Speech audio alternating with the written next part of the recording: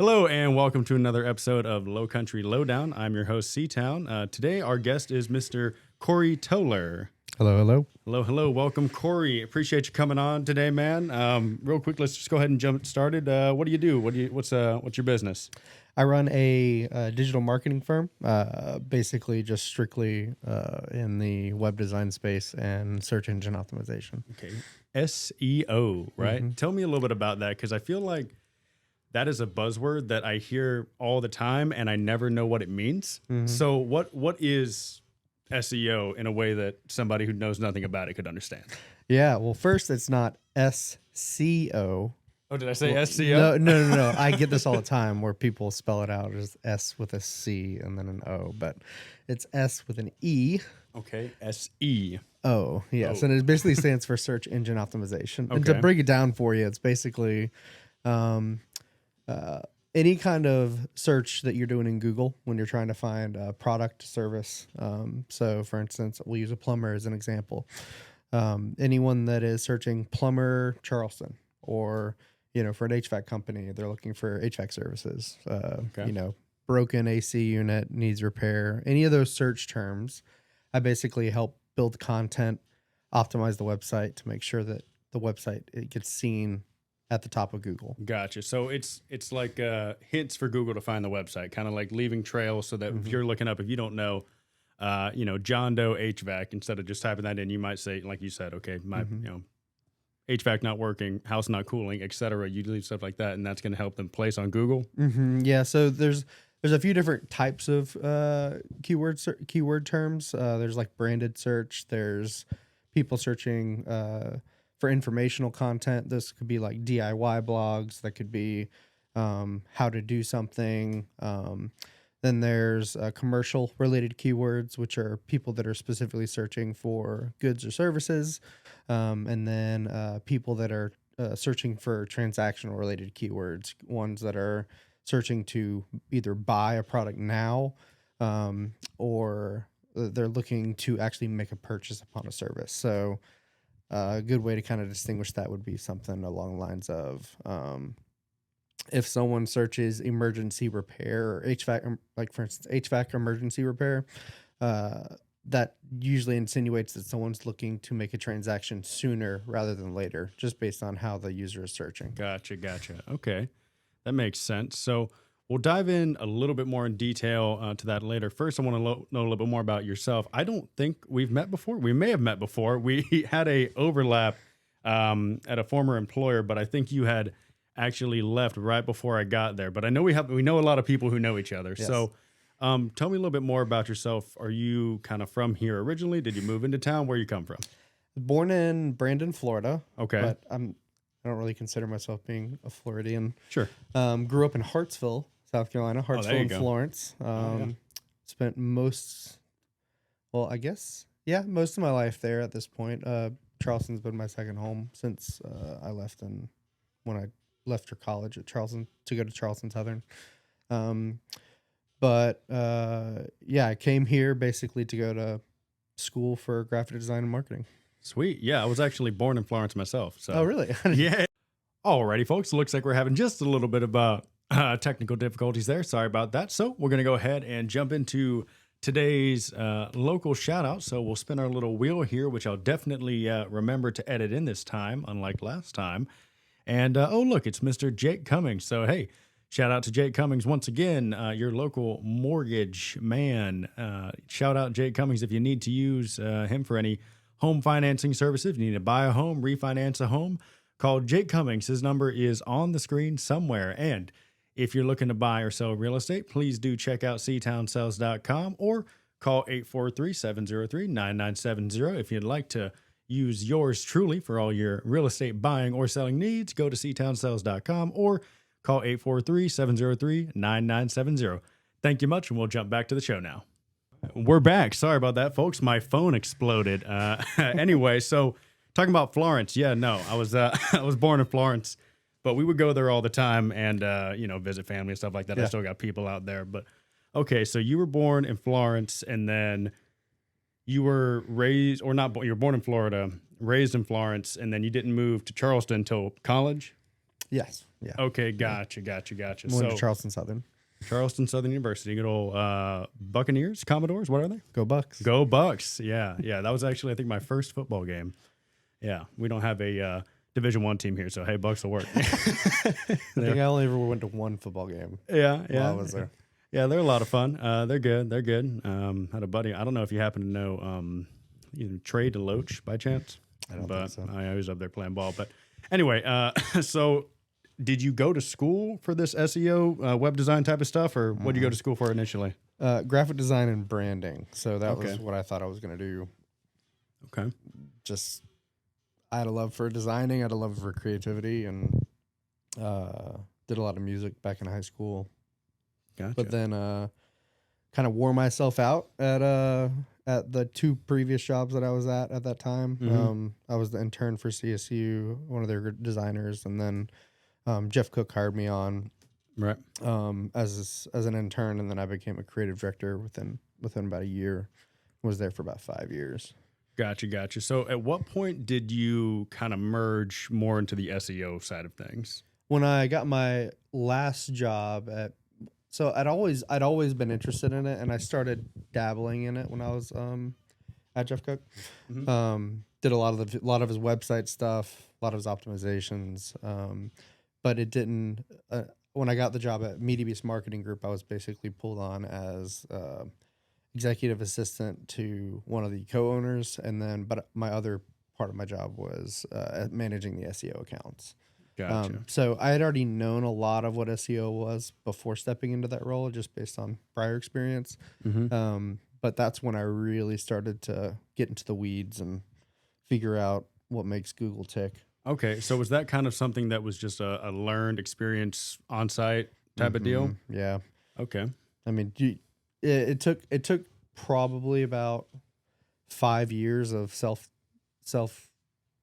like teaching. Mm-hmm. Did a bunch of courses online. I even went back and took some of those courses. I was like, these are pretty crap. Just based on, because these courses, they don't update them like they should. Google's algorithm updates. That's what I've heard is every that quarter. SEO's constantly evolving, right? So it's like, how do you even teach that if by the time you get to the end of the lesson, you got to kind of start over, right? Yeah, and like the only way to really kind of learn it, unless you're actually actively doing it, would be to hire on a coach, which I didn't do. There's a bunch of great coaches out there, but I figured, what's there's not a better way to learn than being thrown into the wolves. 100%. Yeah. So, Yeah. No, that's the best way to do it for sure. So at what point did you decide to go on your own? And you were working with this other company for a while, and you did that, and you were kind of learning there. And I've found, if you're gonna be in that learning phase, always do it when it's someone else's company. You know what I mean? Yeah, let them pay you to kind of teach yourself. A lot better than having to pay for school, right? They'll just pay you to learn. But anyway, so at a certain point, you were doing that, and now you're doing your own thing. So tell me a little bit about that transition and how that went for you. So at the time, it was probably one of the most I'd never been so shocked in my career being let go there. Oh, okay. Because I was let go back in October 2023 for the need to reduce operating expenses. Yes. I was one of the only employees there that was on commission plus salary. Oh, yeah. So it's Making a just little too much money. It's just easier to cut that guy. Sure. And we had lost some big accounts leading up to that point. So, but I always, it's the best thing that could ever happen to me, starting my own show. And, I remember telling my wife about it, and she was like, I'm a big Christian. And, I've been feeling like the Lord was telling me to do something, start on my own, get started on my own. And I was like, why would I do that? Yeah. I'm the most comfortable I've ever been, Right. making the most money I ever have. Salary and commissions, kind of and best of both worlds. And there, I love the people I work with. I still do. I still love the bosses there and all the people there. But and even like my quarterly reviews were 4s and 5s across the board, out of 1 out of 5, not 1 out of. Yeah. Sure. So and And I hadn't lost any SEO accounts, you know. So those other accounts that the company was struggling with, those it were weren't entirely mine, no. So, but it was just one of those wake up calls. I do think the Lord had a huge hand in it because He'd been telling me to do it for probably since I left Jeff. okay. And I was just like, nah, it's safer here. It's Yeah. less risky here, you know. And I was like, I'll meet you halfway, God. You know, I'll start building my brand, what I want my mission statement to be, you know, who I want to market to, what I want to do, my logo, my website. Mm-hmm. So I did all that. I wrapped it all up in Yeah. a zip file and left it on my desktop. I was like, all right, God, here it is. I'll meet you halfway. Yeah. There you go. You're happy yet? And Yeah. 2 weeks later, I was let go. Wow. Well, there you go. So, and my wife is very wise, and I knew this about her before I married her, but I should probably listen to her more often. Yeah, I'm right there with you, man. Yeah. But there's a reason they're called our better halves. Sure. Yeah. But I remember her just saying, like, when I called her, I expected her to be upset because we were in the middle of, you know, we'd gotten married and you know. And she said, Cory, maybe this is just an answer to prayer you hadn't prayed yet. Yeah. So you kind of had, right? You already did the logo a couple weeks prior. Yeah. So I subtle subconscious prayer. Within a week, I had the website built out. You know, it's just one of those skills that I was glad I had coming up because I knew exactly what I needed to do. I'd done it hundreds of times before and had all the content built out. And the issue is like, if I'm going to, and I started pushing for, I was going to do everything advertising because I've done it all. Yeah. You know, I've done billboard, I've done radio, I've done TV, I've done, you know, branding, ad creation, everything, Facebook ads, Instagram. Like I've done everything under the sun that you can think of. Okay. And I was like, I'll just launch my company doing all this. And I went nowhere. Sure. Yeah. You know, it was just, I was a master of all is a master of none. Right. And I read a book called Getting Rich in the Deep. Okay.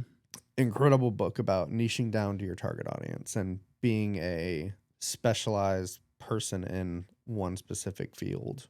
And I eventually even niched down further to just websites and search engine optimization because that's where I realized I had such a love for. And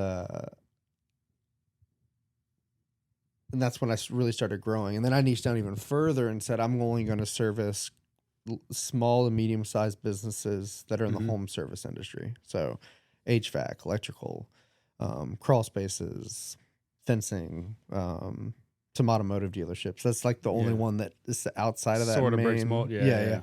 But I've got a good friend that runs Collins Automotive Performance Shop here in Somerville, and I've been running his stuff for Good deal. 4 years, even when I was at my previous job. Oh, okay. It was kind of just I had already started been in building. that field. Yeah, I'd already started building my freelance outside of Well, that's good. my job. Yeah. So by the time I left or got let go, I already had people that I had. I had money to at least pay some bills, and and I had never signed a non-compete.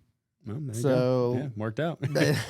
I mean, you should really get people to sign those if you don't want them doing it. I mean, there's nothing wrong with doing a little bit of freelance on the side, right? Yeah. I mean, that's pretty good. So I do like what you said there about, you know, kind of niching down, because what I found is that the natural inclination is just like, okay, well, I'm starting my own business. I need to have money coming in. So if I want to maximize my chances, I'm just going to cast this wide net and then I'll be able to catch everything. But to your point, it's just not targeted. You're not specific. Actually, the guest we had on last week, Miss Kaylee B Photography, check her out. But she was talking about that same thing. She started off and, you know, it's like, all right, well, anything can be photographed, you know? And so that was her whole deal. And then eventually it's, you know, really locked in on like the family photography. Right. So, and, you know, to the surprise of a lot of people, that ends up being a lot more, you know, of a much better business strategy than just saying, hey, I'm going to go after everything. Right. So I love what you're saying there. What type of businesses would benefit from SEO? I mean, I know you said you specifically stick around the home services, but I mean, is there any company out there that shouldn't think about SEO? Or, I mean, is it just probably the hardest ones would be The hardest ones to probably get leads from, just based on what I've seen in my experience, is mortgage lenders. Mm-hmm. Mainly because most of their referrals come by word of mouth from other agents. Right. There is search volume for, mortgage lenders, Charleston, for example, but it's hard to. It all comes back to ROI, like it's hard, and the same thing goes for real estate. Real estate absolutely can benefit from SEO. Yeah. You're just going up against Zillow, Redfin, the big dogs. Yeah, they got a few bucks they're spending. Multi-billion dollar marketing, and some of the local agents here have a few $1,000s to spend a month versus, for sure. Yeah. It's just a harder market to get into. Can it be done? Absolutely. Yeah. I've seen it. I've seen it be able to get done. It's just a matter of, I think there's better places to put your money before you jump into SEO, unless you're at a certain point. Sure, yeah. If you're in a battle of spending money, you don't want to be up against Zillow or all those guys. Probably more creative avenues. Yeah. But I hear what you're saying with the mortgage lending. It does seem that, that tends to be, and I never really thought much about it, but whenever I have clients go in, very seldom do they already have a lender they're working with, and that's usually how that relationship is, me or somebody else. Or maybe they are working with someone, but it's, their brother or sister, whoever had used them in the past. It's very seldom outside of their banks. Right. That's where I'm going, anywhere that they have sought one out online. I'm not so sure why that is, but I think it's just because real estate and buying and selling a home is such a high stress environment. Yeah. The buyers or sellers don't really want to think about another person to get involved in the picture. They just want someone to be told, like, use this guy. I've used him hundreds of times. This is who I recommend. And it's alleviating for, I just went through this process last year for buying my first home. And the fact that, like, I would just, hey, I need a home inspector. Right.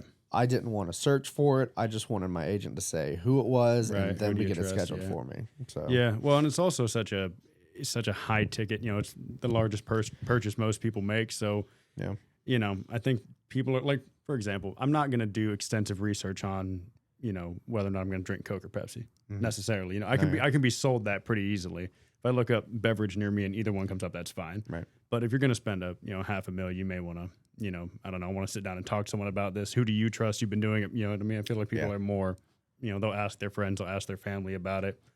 Of course, with the HVAC service, it's who can get to me right now. It's South Carolina, it's 100 degrees outside. So, summers are rough for those guys. Oh, yeah, for sure. They definitely stay busy, but I can see how ranking on the first page would be so important for them because, like I said, I've met a million different contractors, but prior to that, it's the first guy I see. Can you be here today? No? Okay. Can you be here today?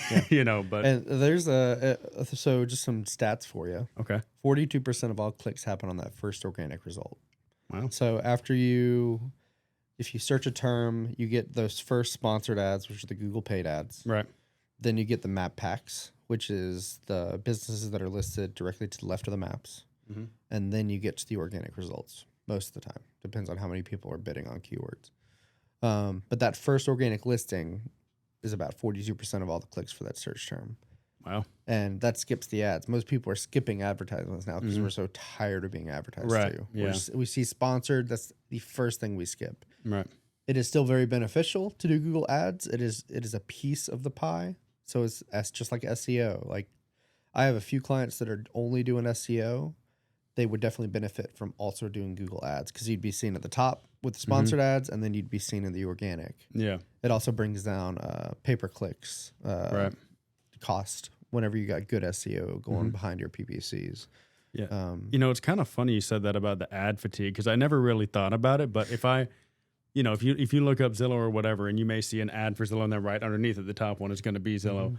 I don't know what it is, but I do find myself clicking the organic one. I don't know why, but there's something ahead. I'm like, I don't want to click the ad. I'm going to the same space and just don't want it to be the ad. I think it's just most people are just like, oh, they just paid for that spot. Yeah, but then I'll go to the same spot. But it's just subconscious. I'm like, I'm not gonna fall for this ad. I will go to your site, but indirectly, I guess I'm actually helping them out because you're not, really paying for that. But and that's another thing is you're pogoing, or it's the thing where you said you go to a site and then you back out and you go to the next site under it. Yeah, it's called pogoing. Pogo. Yeah. Okay. Is that like a acronym? Is that just a No, thing? it's just Like basically hopping? it's a part of the algorithm. So when you, for instance, if you were to go to a site, you don't find what you're looking for, and then you were to bounce and go to the site directly under it in the Okay. search results.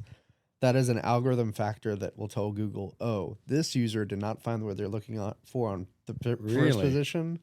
This will factor into that second. So Okay.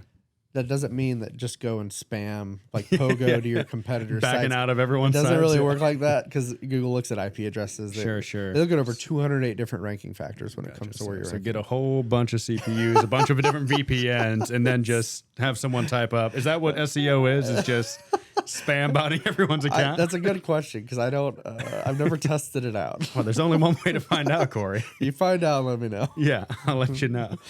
But yeah, that's one of the big factors that, and it'll play in the benefit of the person that the last site you were on. It makes sense though, because if you're looking for, what's a great recipe for, hummus, and then you go in there and you say, oh, this recipe sucks, I'm going to the next one. Google says, I hated it. That makes sense. Actually, I never thought of it though.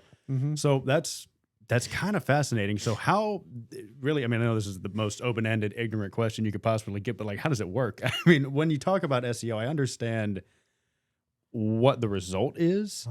I'm really curious about the process of it all. I understand, keywords, that kind of makes sense. I understand what those words mean, right?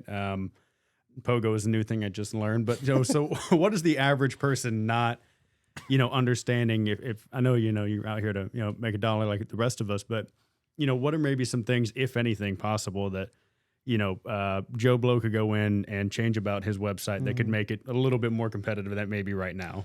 Yeah, and I think SEO, when it comes down to it, is think of your website as a filing cabinet, one of those ones that you've had in your garage for years, that metal one that doesn't ever seem to really open right, but just think of it like that. Okay, yeah. You open that drawer.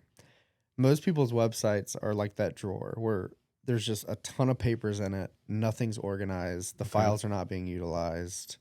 There's no organization. Okay. So what SEO basically is hiring someone to go in and organize that filing cabinet for you. So, making sure that all the papers are in the right folders, because Google, the more processing power that it is taking Google to find a result for its user, the more money it's costing Google. Okay. And so their server infrastructure, even just at this data center down the street, hundreds of thousands of dollars in upkeep, a day, a week. I don't know the exact thing on it, but it's just so much money because of how many people are using their data and trying to find information. There's how many results being done each day? 30 or 40 billion. I don't know the number, but a few. I haven't been. I haven't looked at that. I haven't counted recently, it's but just been. It's insane how much processing power the data centers have to go through. But basically, you'd hire someone like me or someone else that does it that you can trust, that you trust in the space. And some easy wins for most small businesses they don't realize that they can do themselves are even just going into your images and making sure they're titled correctly. If you've ever saved an image to your desktop and it's like 3497JQ.jpg, that does not help Google at all. Okay. Whenever it's crawling the site, it just sees this long image when file name. I upload a picture to my website, Google is reading the title that I have for that on my computer, and that's factoring that into, so it knows what the picture is of. So you want to make sure that you're clear in what the picture is to help the algorithm bot. As of right now, Google can't.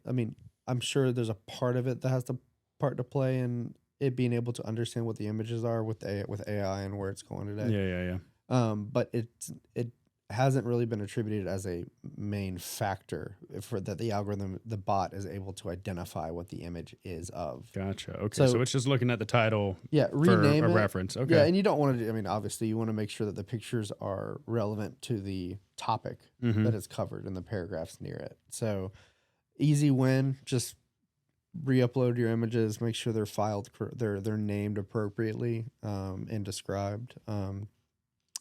Another thing is making sure that you're making good use of your, H1s, H2s, H3s. Those are basically the heading That's ones. completely. Heading Okay. twos, Okay. Yeah. heading threes. If you've ever written a research paper, you've got your main title one, Gotcha. Okay. the name of the paper, right?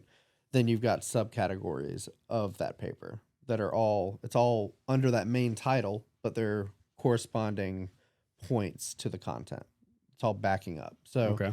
a lot of people don't even label their titles correctly, or they don't maintain the content structure. So, if you've got a blog on current market trends for real estate in 2025, that'll be H1, right? And then an H2 would be a subcategory of H1, which would probably talk about specifically Charleston and the market trends in Charleston. And H3 could be something similar to like, market trends within Somerville, because it's located within the Charleston County, or you know what I'm saying? Like, Right. it all kind of plays off of a bigger picture. You just want to make sure that your content is well structured for Gotcha. Google, similar to the filing cabinet. And so it's, that the algorithm bot, like you said, it's reading the pictures, it's reading the headers on your blogs and this, that, and the other.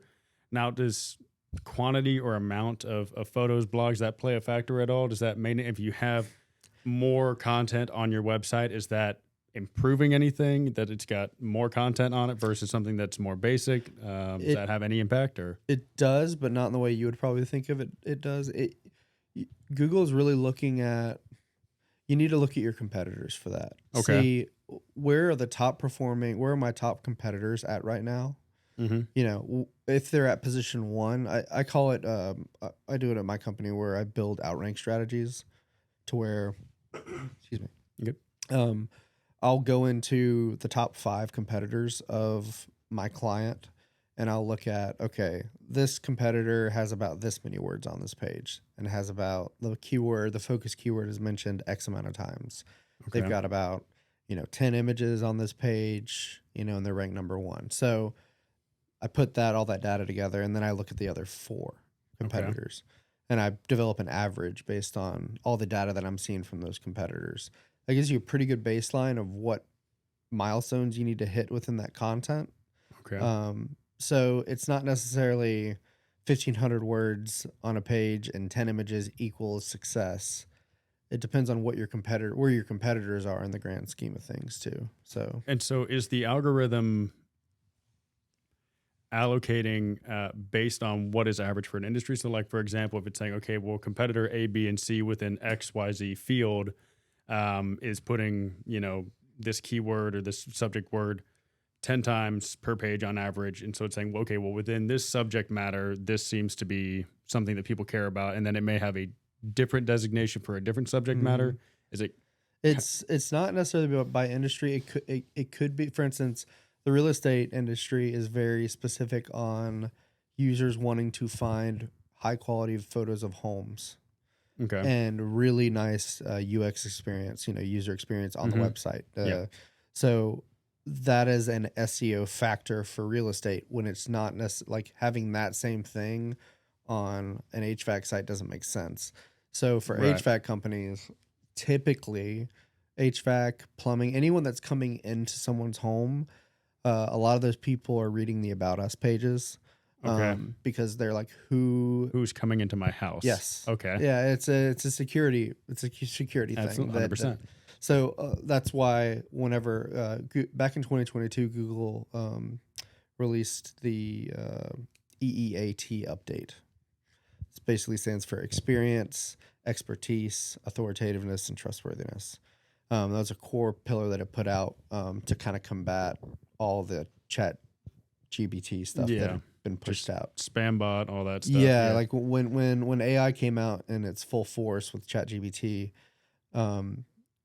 there were so many articles that were just thrown into the world online that it was just crap content. It was people prompting the AI bot to say, hey, I need an article on 8 different types of roofing methods for Charleston. Right. It was just spam vomit. There's no good prompting involved. Yeah. And so it's not great content. So Google had to figure out a way to combat all that AI content. And so they did 2 major updates which severely hurt or helped a lot of websites. Okay. The helpful content update, and then the EEAT update. Those are two very influential updates that, if you're curious on why you dropped since 2022, 2023, that's probably why. Okay. But it's the helpful content update was all about, if users are on your site, is the content that these users are reading, is it helpful to them? Is it actually giving them information that they can use to come up with their own logical decisions? A lot of people's content on their site is use me, use me, use me, Right. which is okay. But when you're trying to sell something, that's why you go do ads. You don't want your website to sound like that. Like you want to make sure that the content that you have on your website is very informational. It's helpful to your consumers, and that you yourself can, you're basically giving your users the ability to make decisions for themselves rather than trying to oversell them on why they should use you. Okay. And so how is Google determining that? Because there's not a guy reading it. And so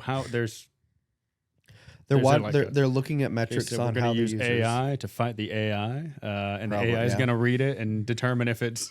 I mean, AI is the helpful. biggest thing that's ever threatened Google in its Yeah, I entire bet. existence. Yeah. I've had 4 leads come into my site through ChatGPT lately. Wow. So people are searching, they were looking SEO professional Charleston or SEO Charleston. Yeah, that's a whole nother kind of thing. I didn't know if there's even something we could. I mean, because you see that now. It used to be people would ask Google, "Hey Google, what is or whatever," and now they're saying, "Hey ChatGPT or Grok or whichever other." There's like a dozen of this. There's a lot. Hundreds. Whoever they're asking, and then it'll say, "Hey, it's blah blah blah with XYZ Realty is the guy," or whoever HVAC or. So is that something that you can because they pull their information from Google usually, right? Yeah. So in a way, all of my clients that I've had for over at least a year, because it takes a long time to get ranked, every single one of them is in the AI results for the AI overview. Yeah. Because that seems like almost, I mean, it's kind of early to tell, but that might, be the new front page of Google before even the actual front page results. You know what I mean? If people are just going off of it's recommending, because it's not a recommendation from a person, but if you treat it that way, Yeah, and that's the whole other thing is a lot of my one of my most recent clients, he's a big roofing, one of the bigger roofing clients here in the area. That was the first question he asked me is like, can you get me into these AI results? I said, absolutely. Oh, there you go. Yeah. Because I mean, a lot of people see it as different, but it's really not.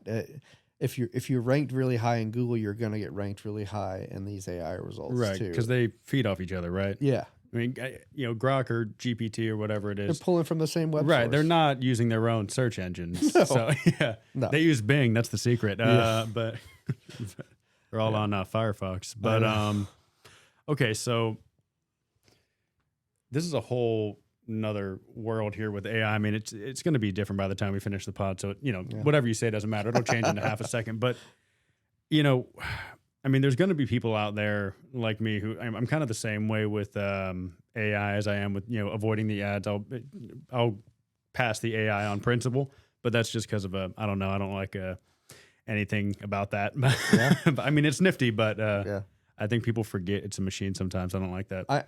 I find myself using the AI overviews when it's how to do something. Okay. Versus businesses to utilize or services to buy. Yeah. Because the how-tos are like, because I haven't been in grade school for a very long time, but it's, sure.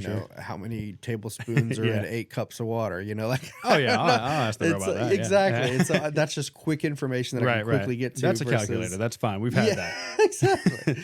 So not, it's the cooking stuff. I don't like the robot opinions. Yes.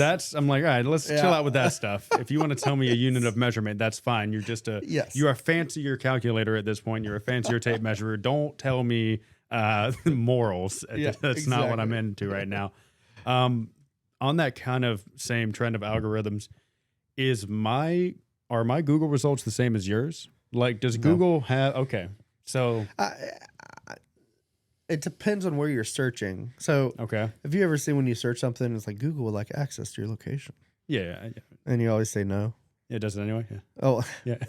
they're being sued for that right now. But Well, what are they? well, they're incognito windows. They sold that on that. Yeah. But so for instance, there's a lot of times where I'll say no because I don't want Google to know where my location is. Sure. But then there's times where I'm like, okay, I just need a gas station. Where's the closest dang gas station? And then I enable it. But I enable it, and the last place I enabled it was maybe in Atlanta. Okay. And I haven't enabled it since I was in Atlanta. Okay. So the thing is if I'm searching HVAC company near me or HVAC company Charleston, it's going to confuse that algorithm because I'm searching the keyword in the search is Charleston, but it sees that my location is still in Atlanta because that was the last place I gave it access to. Gotcha. So it depends on where you're located when you're making that search. If you have location services enabled permanently, if you do, I'd highly recommend disabling that. People don't even know where you are at all times, because your data is just gonna get sold, man. Yeah. But it depends on where you are. But most of the time, so if I'm in the Somerville area and I'm searching for a Somerville business, it's probably going to give me the same result. If not, maybe 2 or 3 positions difference. So okay, because I know like I was more curious about like when you're on I don't know if you have the same bad habits as I do, but if you spend any time scrolling the Reels or the TikTok or whatever, and YouTube, if you're just watching videos on that, the social media algorithms, they know like specifically what you're into, or at least they have a pretty good idea about it. I might have a bunch of rock and roll music come up, and someone else might have more country music come up, and you go, okay. So what I was curious more about is Google at a point where it's saying, okay, the guy who likes rock music would like this HVAC guy more than the guy who likes country music who would like this guy. Is it doing anything like that? Like, is the algorithm interest based at all when it gives search results? I don't know that it's that. Or demographic based, or like, is it like, okay, these are like young adults tend to like that HVAC guy, and the older generation seems to like this HVAC guy? I don't know that it's that granular. Okay, it's not like that. I mean, it could be, but I have not seen that in the data that I've been looking at over the last 6 years. It's more so. I mean, if you're searching local, say local roofer, Charleston, that's gonna look specifically for someone that has been in the area for probably 20 years plus. So is Google more on the lines of trying to find out specifically what you're asking and try to provide that versus the algorithms are kind of trying, like the social media algorithms are more trying to guess what you want without you asking? Yeah, Facebook and Instagram are fickle things. For instance, when my wife and I found out we were pregnant, we had just started talking about, babies and getting stuff for the nursery. We'd not even started searching online yet. And the next day, the stuff we start seeing on our Facebook stuff is cribs. So I want to pick your brain on that too. I don't know if this is like just assuming more than what is actually your field, but like, are they listening to what we say and putting ads based on that, or are they? Yes, that's what I had thought. Right? No, I don't have any like exact evidence of this because they just definitely are. There's no way they would know. Like the fact that I was talking about getting a new lift kit for my Subaru, and I had not even started shopping yet online for it. Normally, you search a keyword, then you start getting hit with retargeting ads, stuff like that. Right.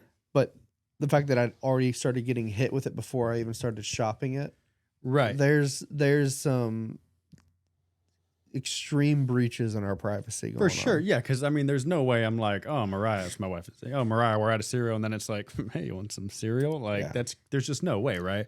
No, I think it's because we leave our apps running in the background too often. If you have an iPhone, you can just you flick your thumb up and then you can see all the apps that are active. Right.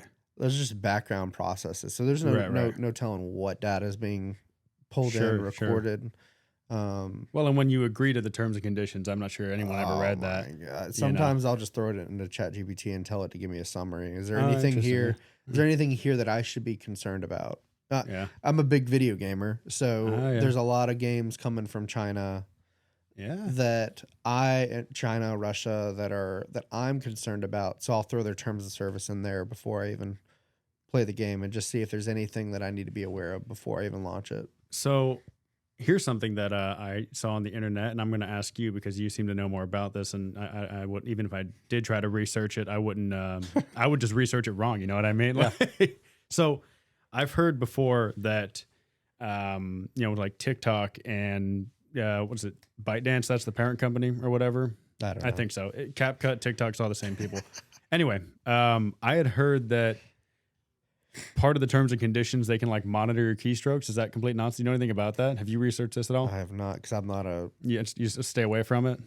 Or I am. If I am on any kind of shorts, it's Facebook shorts Gotcha. and YouTube shorts. That's yeah, where I do. spend most I of my as time. well prefer American homebred propaganda. Yes. Good Christian propaganda. Twitter as well. Yeah, X, whatever you want to call it. Yeah, all that good stuff. But I don't do TikTok because of all the stuff on the China stuff way back when. Yeah. I just kind of made it there's times where I'll get on it, Sure. but I maybe limit myself like an hour a month. Yeah, no, that's good. Where if I'm like you gotta, just so bored, I've consumed all the content I can. yeah, you have to you have to treat social media like it's like a drug or alcohol or something. Like you can't, you know what I mean? You can't just like, okay, in moderation, that's fine, but like don't be too deep into this, you know? TikTok is like bowling for me. Like it's Okay. the last thing I'm gonna do to be entertained. I've never heard it called bowling before, but I love it. I That's hate great. bowling. Perfect. Okay. Yeah.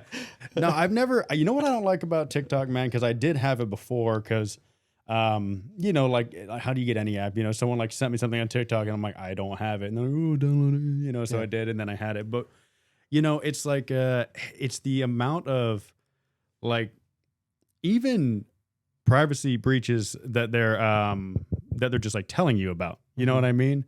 Not just the ones that you don't know about, but it's just like, hey, Jesse, that's my sister. Hey, Jesse viewed your profile. I'm like, hold on. You know what I mean? It'll just like tell you when you're looking at someone's profile, or it's like, hey, this person's on right now. Like, LinkedIn does that a lot. Where like 8 people have viewed your profile. Yeah, this and week. Just tell you exactly who looked at it and when. And it'll tell you exactly when they're online. And I'm like, I know that you're supposed to be at the office right now, but I know for a fact you're on TikTok right this very second. I'm like, all right, let's and that's just the weird privacy stuff that they're putting publicly, and they're like, hey, it's a feature, let alone whatever's going on in the background. So yeah, it's a trip, man. I can't. I will say TikTok is the easiest way to get known online. Like it is the easiest way if you're looking to go viral, if you're looking for people to engage with your content. It is the easiest way to be seen. It's the easiest way to grow online platforms, podcasts. The data's there. If you're going to be a YouTuber, but for localized services, it's kind of harder because a cleaning company here that is just local to Charleston, you don't really necessarily care to go viral because you're not going to give services to someone in Chicago.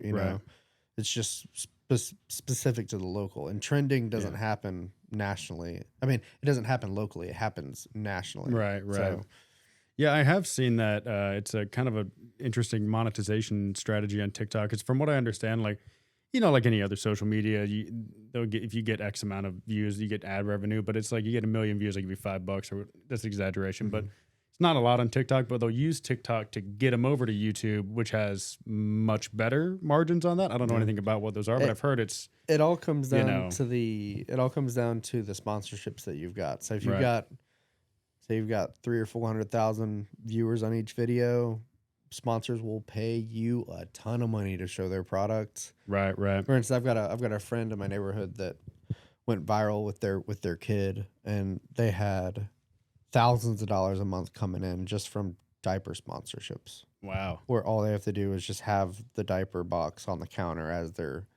video placement ads. Yes, that's it. And it's you don't really make money from ads on TikTok. You make it from those promotional sponsors. So from like affiliate deals. So as far as getting marketing, like paid from TikTok directly, whatever the pay, that's they're giving you nothing on that. But YouTube you get some money for. I heard it, and then it kind of depends on what type of content you're doing, I guess, as well. But yeah, just fascinating how many different ways people can make money on the internet now.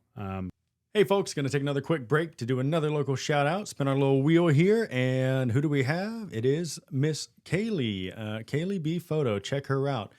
She is a local photographer. She is great for family photos. If you have a newborn baby, perhaps, or engagement photos, something like that. She specializes in family photography, but she also does all types of other great stuff. She can do headshots, event shots, whatever. She's great for all types of things. So check out Kaylee B Photo. I'll put a link to her website right here so you can check her out for any sort of photography needs you may have. And also, if you're into homesteading, check out her social media page. I Want to Go Homestead. That's wanna with a, not want to. I wanna go homestead. So check that out. It's a really fun page.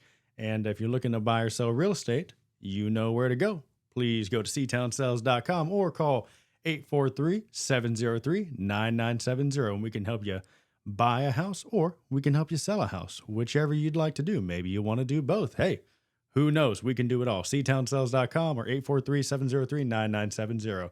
Thank you much, and now we'll jump back to the show. I'm kind of going back to what you do, though. So when you're building out your marketing services, you've, like you said, niche down, you're doing a much more specific thing. Do you include any sort of social media advertising as part of your services? Did you at one point kind of move away from it? I hate social media, period. So like anytime I'm on it, I just get depressed. Yeah.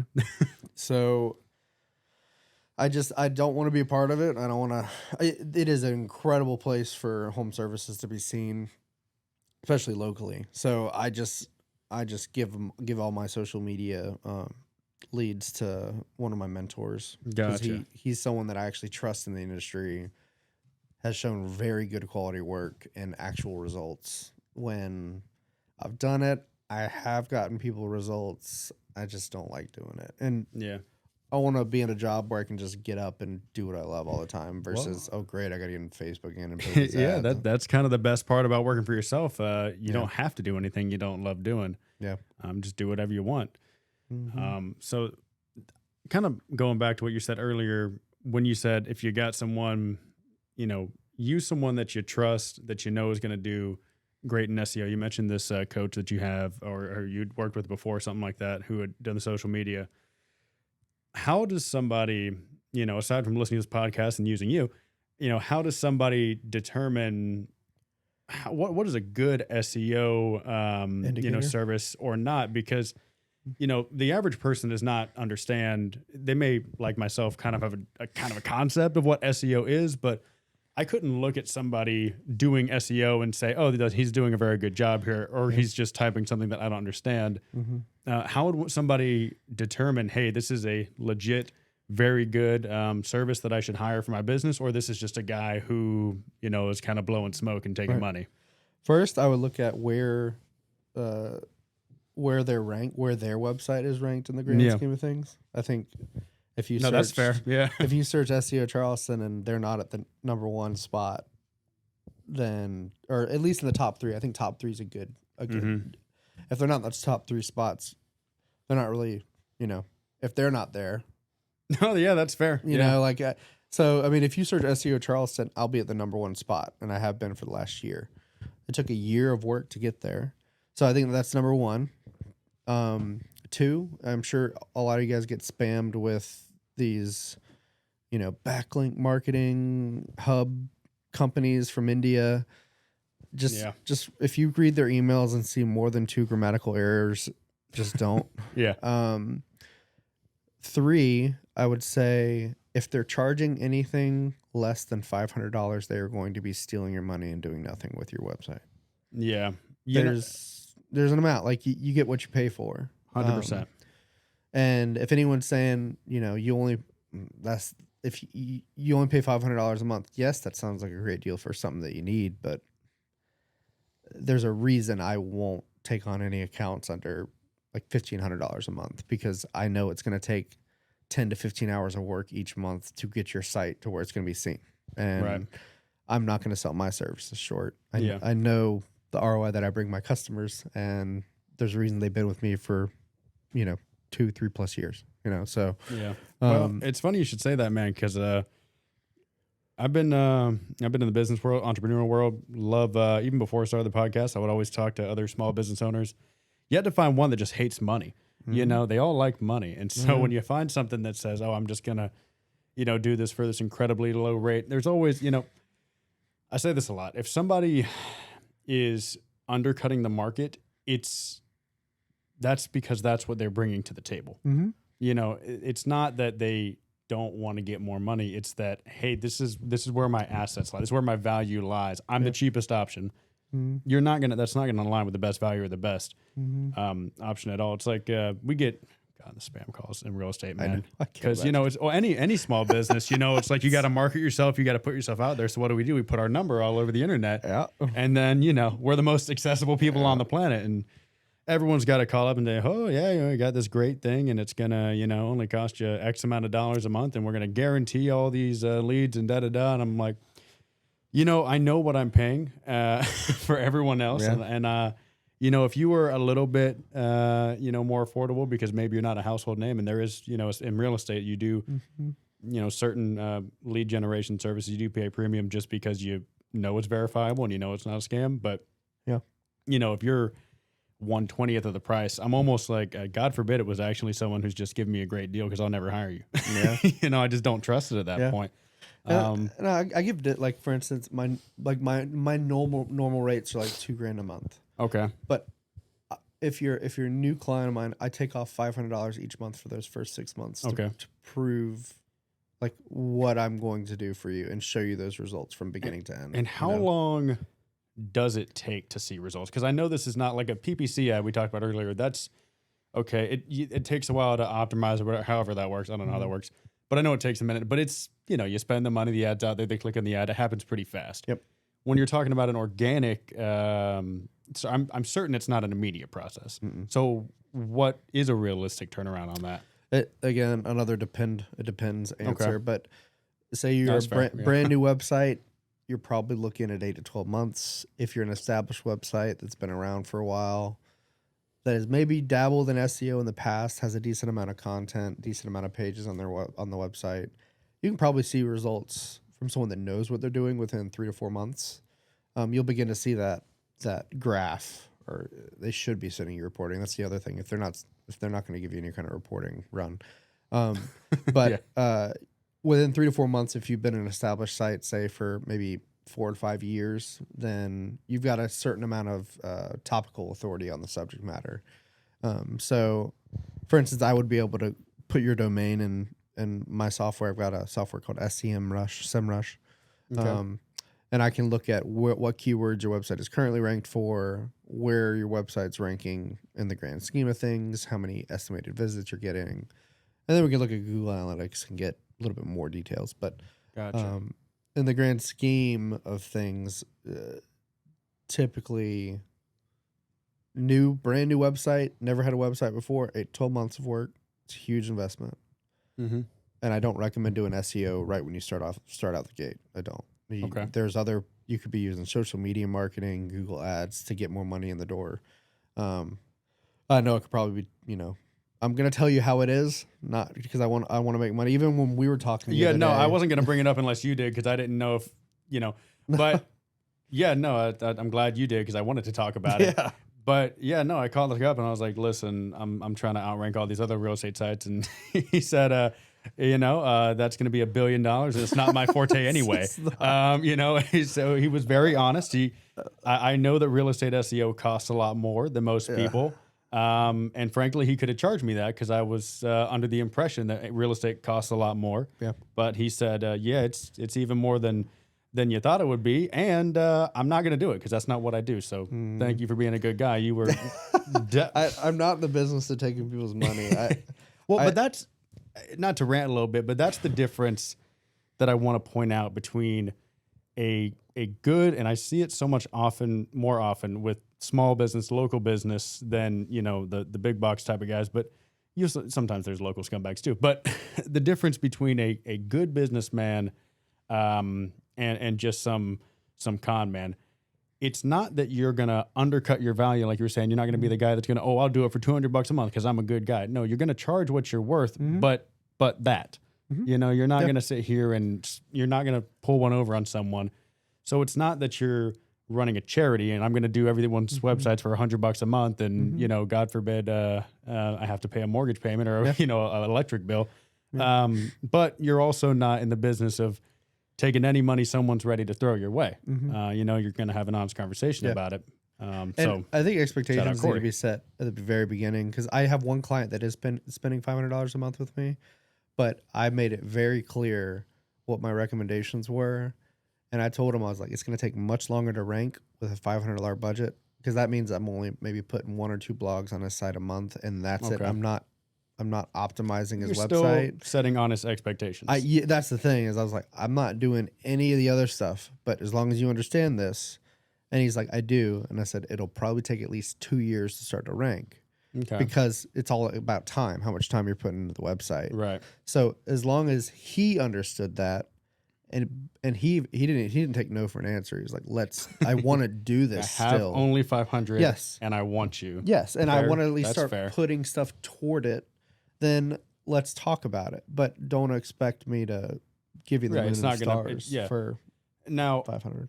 you said if you've already got an established website, it may take closer to, you said, what was it, 6 to 8 if you've If already you got got an established website, probably 3 to 4 months. Okay, 3 to 4 if you got an established website. So now let's say, and then you said if you're starting from scratch, closer to a year or more. So, okay, if I'm putting maybe the baby spend, or I don't say baby spend, $500 is a lot of money, I get that. But, you know, if I'm putting less spend, then maybe it would be optimal. Say I'm doing that for, I don't know, 4 or 5 months. And then, okay, we've, through whatever other avenues, generated some more income. Now we can put it up to $2,000 a month. Now, is that giving us a little bit of a speed boost on that 3 to 4 months because of the kind of legwork that's been done ahead of time? Or is that... It's making it easier for me to get the content out there quicker, because Okay. because over those past 5-6 months, I've already set up a good established baseline to begin to run, as opposed to cradling and walking. Because I've already, those first 4 or 6 months, I'm targeting pages that need to be optimized and need content on them, need some blogs. There's topics that you want to be known for. There's keywords. So by the time you are ready to run, I'm ready to run too. Okay. Versus, for instance, someone that is like one of my bigger clients, they already been spending, you know, $3,000-$4,000 a month on SEO, and I came in, I was like, I don't know why they're charging this much. I can do it for 2 Okay. and still get you better results. And so, sure enough, within 3 to 4 months after I had edited the site, optimized it, reworked some of the pages, updated the images, stuff like that, we'd already seen progress within the first week. Because it depends on when Google's going to index your site. And index basically means crawl. Like, when is the Google algorithm going to go hit your site and when then it's gonna crawl look at through you the again. content? Yes. Okay. And typically it's every 7 to 10 days. Okay. And it does that for every website out there, which is just Seems like a lot. insane amount of processing power that these servers are Sucking having. up all the Yes. fresh water. Yes, that's what I think they just invested $6 billion into 6-7 Charleston. bill, yeah, they said. For their infrastructure for cloud.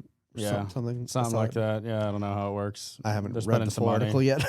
Yeah, again, But I need to. some people. But hey, new jobs, Google. Hey, real estate market. Woo, yeah.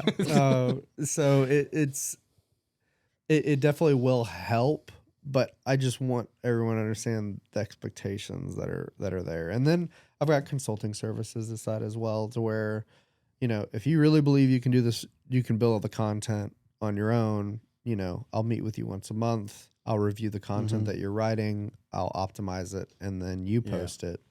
But yeah, well, I had a he's a I'm not gonna say his name because he hadn't given me permission to, although it probably would be free marketing. But he's a general manager at a car dealership, and he was talking to me about it. And I don't know if he's just he's done an extensive amount of research or whatever, but he said he went in there and did a bunch of SEO stuff on his end, and he said it was crazy. You know, his dealership when he took it over was selling like, I don't know, I'm just gonna throw out random numbers because I don't remember exactly, but it was like 20 cars a month to like 80 cars, something like that. It was crazy ROI on that, and he did a lot of it himself. Now he did mention that it was it wasn't like he watched a 5-minute YouTube video and then just he said he did a pretty extensive amount, and I don't know whether or not he ended up hiring someone or did it all himself, who knows. Yeah. But Yeah, no, I mean I'm I'm sure it's something that anybody like technically could do themselves. It's whether or not you can do it proficiently, and also,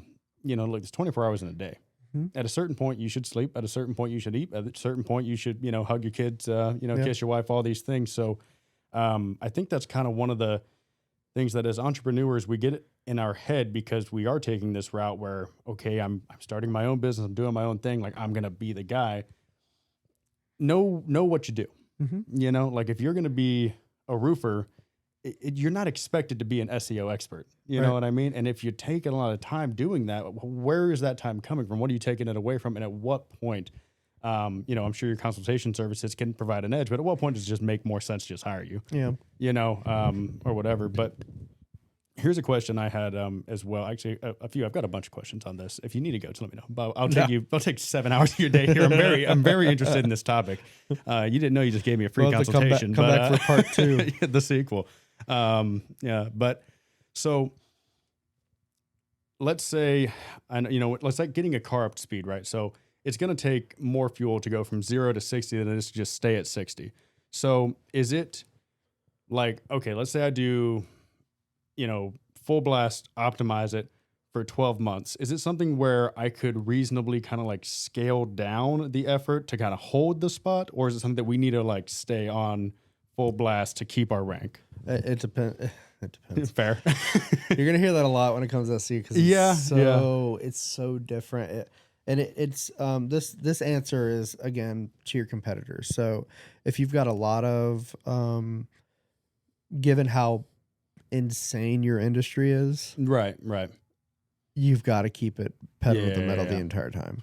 Yeah. Well, so not real estate specific. We've kind of established Okay. that's like, Oh yeah, that's but a whole for just like a roofer, an HVAC guy, kind of your typical client, I guess. Mhm.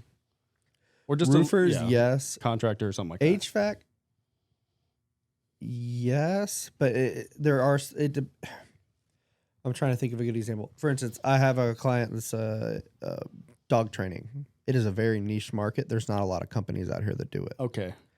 So that one, you can do pedal to the metal for a while and then maybe scale back a little bit. But Okay. the moment you scale back, any other competitors in the area Okay. that are running SEO at the same time, So they'll that get ahead. It's kind of just like anything else. The more saturated, the harder it's going to be because Yeah. you're going to have Yeah. And that sort of segues into my next question. Is like, okay, let's say it's January 1st, 2026, new year, new me. I'm hiring Cory. He's going to be the guy. I'm going to sell so many roofs, or I'm going to do anything he wants. I'm going to give him exactly how much money he needs. Awesome. It's going to take approximately 12 months. Mhm. Now, let's say at the same time, whatever other roofing company hires the anti-Cory, and he's also going pedal to the metal. How does that impact it? I mean, I know that whatever your processes are not going to be identical to whatever your competitor is doing, but you've still got a seasoned pro who knows what he's doing. How much is that going to impact the results? Not necessarily relative to the quality of your work. Let's say that's consistent regardless, but you're in a situation where somebody else is doing very similar process to you. How do you get that competitive edge? How do you put yourself in the top there? And if I've got, I don't know how many results are on Google, but let's say there's 10 on the front page and there's 11 people doing SEO. Mm-hmm. How's that guy stay off the second page? Is it just a refinement of quality of SEO, or how's that work? I mean, I know it'd be more difficult, but is it still, I guess the question more is it still feasible to expect, front page and at least, maybe top 3, top 5 in the results if your competitors are also using SEO? And if so, without going into too much detail, that would be speaking French to me. I know it's going to be hard, but how would you maintain that competitive edge? It's a good question. Because I'm the man, right? Because So Cory's the guy. there are 208 different algorithm factors that go into ranking. Anytime a competitor overtakes one of my clients, I let them know. Mhm. I get an email every night that shows me where my clients are compared to their competitors. Okay. So I'll get a notice that says, "Hey, your keywords increased. Hey, your keywords decreased." So I get these little notifications. The next morning, I review all of those reports, and any reports that I see, if a client dropped more than 4 or 5 positions, that's a red flag to me because positions move so frequently. It's all about the average. Where are you Okay. most of the time? And that's happening about every week or so whenever the algorithm bot goes in and looks at your site. Well, yes, but your positions change daily because the Okay. algorithm bot doesn't hit every site at the same time. Okay. So it could hit maybe your- it just looked at him first. Yeah. And then said, oh, Yeah, so okay. it gives him positions, but maybe it may not look at your site until maybe 3 or 4 days later. Okay. So it's not every HVAC company is being crawled on the same day. Right. That makes, okay. There's I'm sure there's multiple algorithm bots, but there has to be, obviously. Yeah. But it depends on, it depends No, on, you're good. I use my hands. So Please do. Yeah. You're good. You're good. When it comes to that, if I see one that drops more than 5 positions, that's a red flag to me because that's a concerning drop. That's like something has happened. That's not just Yes. normal, shifting. Like, okay, there's been an occurrence. One of the 208 Yes. has been overtaken Yes. in an objective way. Okay. For instance, I have a commercial cleaning client, and I got a report about a month ago that was like, you dropped by 20 positions on all of your keywords. Something has happened. Yes. 20 positions is a lot. That's like different page all the way. Yeah. That's you're on page 3 now. Oh, no, you don't page exist 1. anymore. Yeah. Yeah. There's that joke, yeah. where do you hide a dead body? It's on page 2 of Google.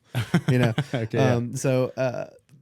When I saw that, I immediately, like, that's something that I get up in the middle of the night to go look at. For sure. Yeah. Because that is a concerning, because I've not done anything wrong, but something has happened to the site or something. Anyways, so I got onto the site, looked at it, and sure enough, it had been hacked. Oh, that'll do it. Yeah. And I had told them before I even onboarded them, I was like, I would prefer for you guys to use a preferred hosting vendor. Like GoDaddy doesn't do it. Bluehost, not a good one. There's so many different that just, where you buy your domain basically is where your website's being hosted. Mm-hmm. But if you don't get that extra secure package that's in that little fine print, that little checkbox as you're checking out, you're setting yourself up for failure. So anytime I get a new client, I ask them to move their hosting over to a preferred vendor of mine. He's my mentor. He is also local here in Charleston. And he sets them up on it's called a DigitalOcean droplet. And it's basically a cloud hosted IP server. A lot of you may not know that if you're buying from GoDaddy or Bluehost or, some of these major hosting providers out there, you're basically on a designated physical server in their data centers. And there are hundreds of sites on those servers. So I don't know if you've ever been on your website and you're like, it was really slow today, but my internet's really fast. It's because there's another website on that server that is requiring more bandwidth than yours is. Okay. So the servers will allocate bandwidth based on the needs. And if your website happens to be on a server with questionable websites, adult websites, they require a ton of bandwidth to process. But of course, GoDaddy is not going to tell you that. Okay. So what he does is I get my clients onto a DigitalOcean droplet. It is a cloud-based server. You only have one IP and you're the only website on that server. Okay. So what had happened is my client was on a server with a bunch of other websites. If one of those websites get hacked, it's very easy for them to daisy chain and hack other sites that are on that server. Okay. So my client was unfortunately a victim of that. And we quickly identified it. I texted them. I think it was like 1 a.m. in the morning. I was like, your site is down. It's being sent to some Asian site. Yeah. It looked like an AliExpress or something. Oh, boy. Everything was in Japanese. Eee. And it just so happened that Google crawled the site the day that it went down. Yeah. And was wow. redirecting to a foreign site. That's bad luck. So that really hurt my rankings. For sure. Yeah. And that sank about 8 months of work Wow. down the drain to where I have to now rebuild and repair. And I'm blessed to have these clients that like trust me and I was the one that brought them the issue. I told them the solution to fix it. We got them moved over to my mentor, and we got them all set up, sites live, and we're starting to gain those positions back. But just a day of downtime, I think it was a total of 4 or 5 hours of downtime, resulted in 20 positions lost in an instant. Wow.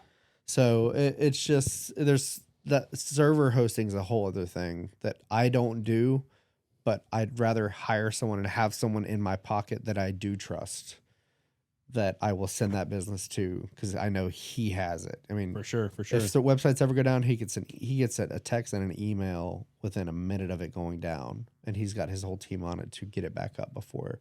I've never had a site go down with him though. So that's crazy, man. You never really think about that, because you think of GoDaddy or whoever else. It's like, okay, well, that's a household name. It's a big enough company, and I think oftentimes people they look at, all right, well, it's a it's a big brand. You just kind of assume proficiency. Yeah. But that's not always the case. And more affordable options, I don't know how much your guy charges, but generally, if you have something that's more affordable, like I said, it's never because they don't like money. He's on average, he'll probably charge anywhere in the $40 to $50 a month range, but GoDaddy's like maybe $5 to $10 a month. Yeah. But there's a reason it's so cheap. Right. 100%. And you run that risk. You do. Especially if you're not paying for that increased security with GoDaddy. And I don't know if you've ever tried to be on with GoDaddy support.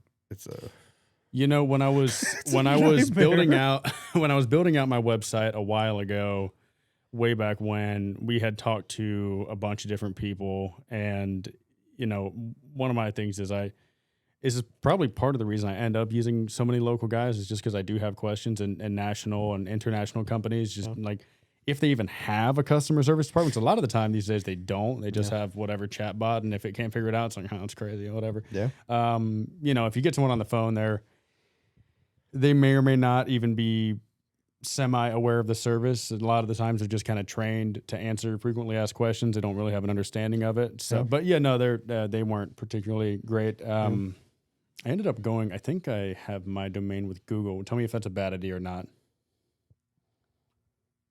Google domains. Google sold all their domains, so now it should be at Squarespace. Okay, that's probably what happened then. I think that happened last year, but basically Google sites or Google domains sold out and sold all their domains to Squarespace. Okay, Squarespace any good? No. Wow. If you wanted to hack my site, it's not. It's not easy to hack a site. No, I'm sure it's a little difficult. It is. So the odds of a site getting hacked, out of the 10 years I've done it, and I've built probably 82 sites at this point over the last 4 years. I've only seen it happen 4 times. Now, aside from just the cybersecurity risk part of it all, could your domain have any level of impact on like your ranking or anything like that? Okay, so the domain can have an impact. Okay, interesting. And how does that factor in? I shoot myself in the foot. Well, it doesn't really matter because I'm at the top right now, but at the beginning, it would have made it much easier for me to have the keyword SEO in the URL. Okay. In the domain name than not have it. So like my domain is offset-digital.com. If I'd have had SEO offsetdigital.com, that would have made it easier for me to get to the top because that main focus keyword is within the domain name. Okay. So it's not just because you don't have it doesn't mean you won't rank. It's just, it makes it easier. It's just another thing that you could do to rank a little bit more efficiently. Not as much the domain name. I meant like the domain host. So that all comes down to the speed of the domain. So if your site's, it's kind of where the host is, that doesn't have a part to play. But if the host is not providing a quick, snappy site, if you don't have enough bandwidth allocated to your site, if the images aren't loading properly because they have like some kind of bandwidth limit, those are all parts to play that will affect your SEO. So the algorithm crawler will look at performance on the website. And so let's say a lot of that's attributed to the server side. And so if you're in the pot of 100 or 200, however many, and one of the other websites on there happens to be using up a ton of bandwidth at the exact time the crawler's looking, that It could. It could. Okay. Gotcha. Now, you said there's 208 factors they're using. Does Google give you the courtesy of letting you know when they're changing their stuff around, or you just got to figure it out? No, that's part of our fun SEO game, and that's why I'm on so many forums, and I'm very in tune. A good article for everyone to kind of go is Search Engine Land. I think it's .com or .org, or I think it's .com. But Search Engine Land is an incredible resource to just kind of stay up to date with when Google updates are going live, when they've finished processing. And then there's a bunch of articles or forums that SEOs get involved. We're pretty active in Reddit talking about what changes or what we're seeing. So I make the joke a lot. Like, I feel like I'm in school more now than I was in the 8 years I was in grade school and college. Like, it's just so much learning and so much adapting. Because if, like, for instance, when Google pushed out that helpful content update back in 2023, I had to then go back to all the content that I had written for my clients and edit it to make sure that it all included like helpful content to meet Google's standards. So a lot of the times, good SEOs, they're paying attention to what the updates are showing, what other SEOs are saying that they're seeing, and then we're optimizing and going back to old content to fix it so it doesn't hurt you in the long run. A lot of people just set and forget, and then they just, I hope this content works, and then they don't realize that Google put out an update 2 years ago that was never addressed or edited. So you're actually hurting now. Well, that kind of seems like it plays in a bit to what we were talking about earlier, where it's like, do you have to keep the pedal down? And it's, maybe you've been, no one's necessarily pushing you or doing anything different, but maybe they've just changed the game a little bit. And so you've got to stay on top of that. Yeah. And I know it changes all the time. How frequently is it updating? I mean, is it literally like every week or every month, or how? So last year it was insane. It felt like there was one every month. Yeah, I think that was really when AI was really popping. And it made sense for that. But there was a lot of keyword volatility and ranking volatility that last year. But I think everything's kind of subsided. Chilled out a bit. But typically you'll see monthly or bi-monthly. Okay. But you'll see one huge core algorithm update is what they're officially called from Google. Those will be pushed up maybe once a quarter. Okay. And you got Google, you doing Google. You do have other search. It kind of make fun of Bing, but it does exist and people do use it. Presumably they've got their own little, algorithms. Are they relatively in line with one another for the most part? Everyone's copying Google. Okay. So it's just all the other search sites are just, finding a way to do Google with a different logo. Yeah. Okay. Basically, there's been very few instances to where the work that I've done on a client site has not reflected also positively on Bing. Okay, so you're focusing on Google, and then for the most part, because of the way that Bing operates, generally speaking, whatever's going to work for Google is probably going to work for everybody else. In most cases, Safari or whatever the hell else. I don't know. Is that even the same? I don't know how that works. Safari's wouldn't be a search engine. I don't That's know. a browser. Okay. There's so many different Bing, and there's Bing. DuckDuckGo has a part to play now. They've got a very small, maybe a 1% to 2%. Yeah, I remember DuckDuckGo was got some national attention for a while there, and then I don't know if they kind of sold out or not. I use it. I use DuckDuckGo. Is it like actually more secure, you think, or? I like it because it notifies me when trackers are trying to get access to my information. Oh, that's nice. So that Opera GX is a browser, but that's a really good one too. Use Tor for everything, right? I have Tor, yeah. I do use Tor because if I'm ever at I was at Starbucks at 4 a.m. this morning working, and I don't ever connect to a public Wi-Fi for sure without having my. Do you VPN use enabled. VPNs and all that? And so this is kind of not necessarily what you do for a living, but it's obviously the world that you exist in. So how should the average person be using a VPN? Absolutely. And there's, you talk about, a bunch of different browsers. There's a billion VPN services, and you You see the one like it seems like they're on literally every YouTube channel is ExpressVPN, and then there's Surfshark, Nord or whatever. Yeah. And it seems like there's just a billion different ones out there. Certainly, there must be a quality discrepancy, I would imagine. Or there's a price discrepancy for sure between different ones. Is there one you'd particularly recommend for somebody? Or I use Tor. You use Tor? Yeah. I think that's the name for. I think I paid like $30 a month for it. Just look. Torguard, Torguard. I've got it connected right now. There you go. Torguard. It's just an easy connect disconnect, but I always have it enabled anytime I'm in the public space. Gotcha. I think you can even get it to enable once you leave the house. It automatically. That's the thing, but you're enabling location tracking for so Tor. Then So you're kind of like, how much do I trust Tor? Yeah, that's the tricky thing, right? It's like you pay for this protection. They're like, how much do I trust the guy that I'm paying to keep me secure? You know, I got to get a VPN for my VPN. One of the best that I've seen. Yeah, that and then messaging with Signal. I don't know if you're familiar with Signal. I am familiar with Signal. It seems like that's Signal and Telegram are always in the news now. But yeah, Signal's pretty great though. Familiar with those. I mean, it seems like these days, man, like.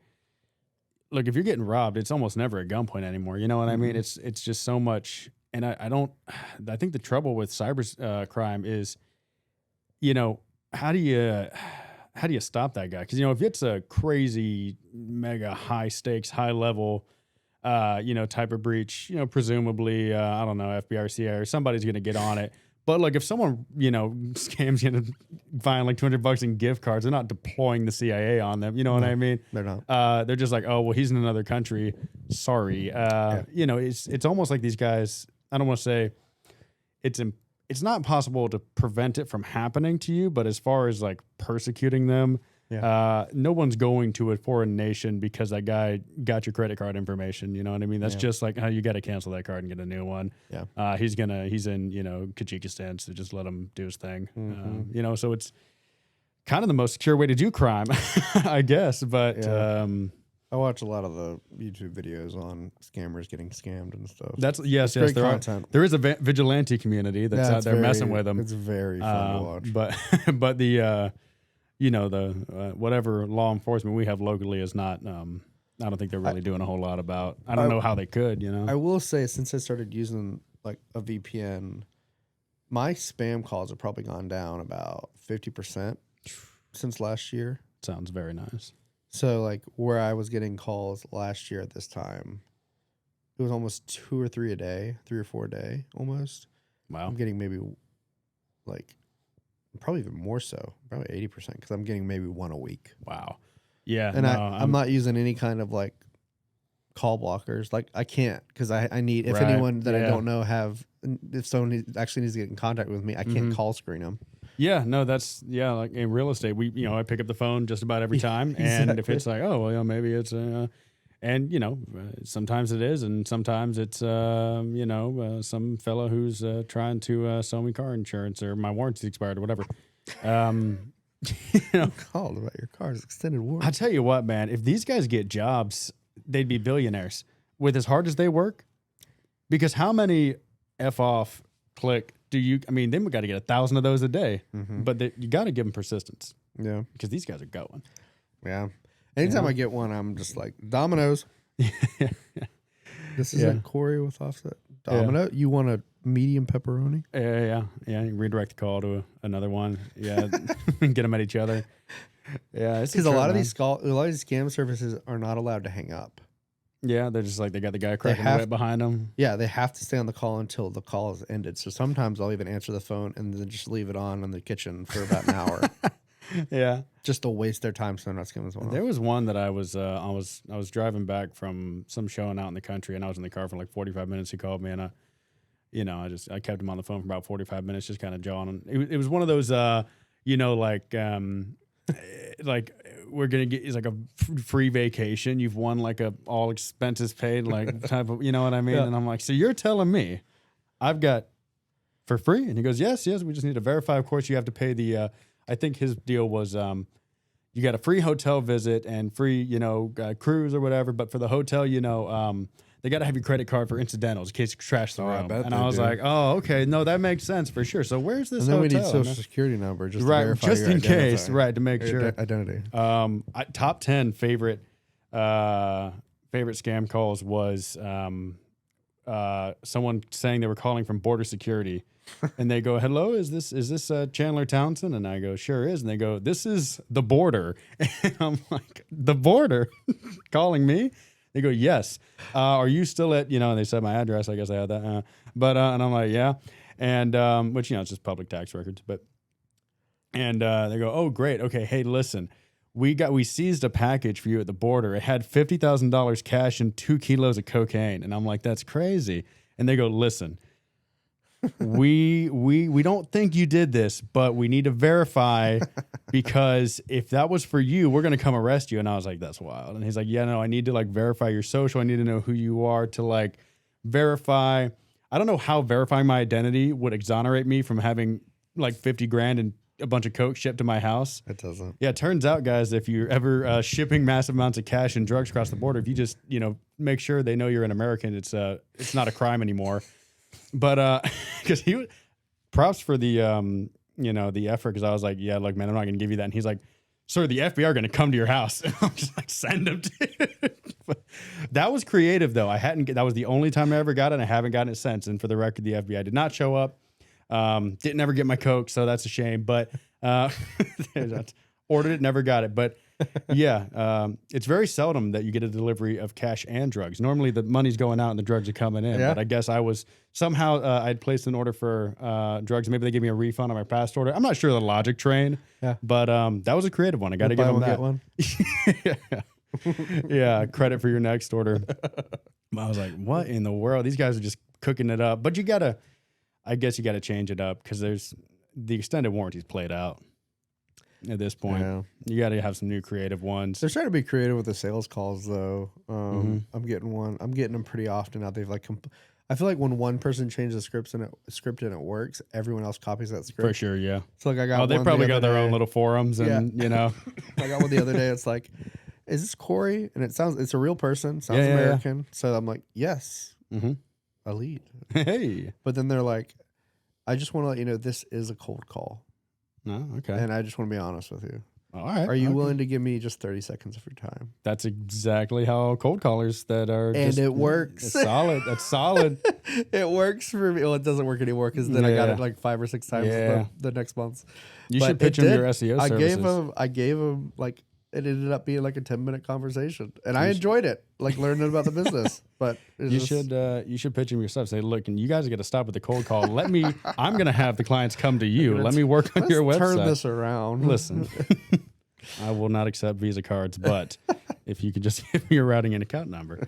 Nah, man, it's out there. One thing that really does scare me about that is, it's still clunky enough now that if you're, I feel like, senior citizens are definitely going to get got on this because they don't really have an ear for it. But, when you hear an AI audio, you can kind of like, it's like, you know what the little hiccups to look for, Yeah. but, give it a month, with the vocal, mimicking, that'll probably be pretty tricky. Because what happens when, it calls my mom and it's my voice?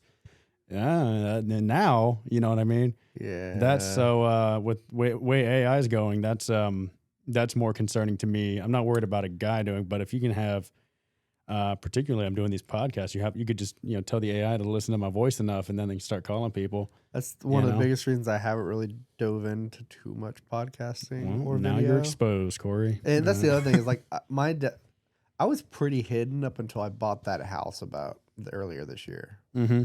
Because now everyone knows where I live. When before I was renting privately from friends and family.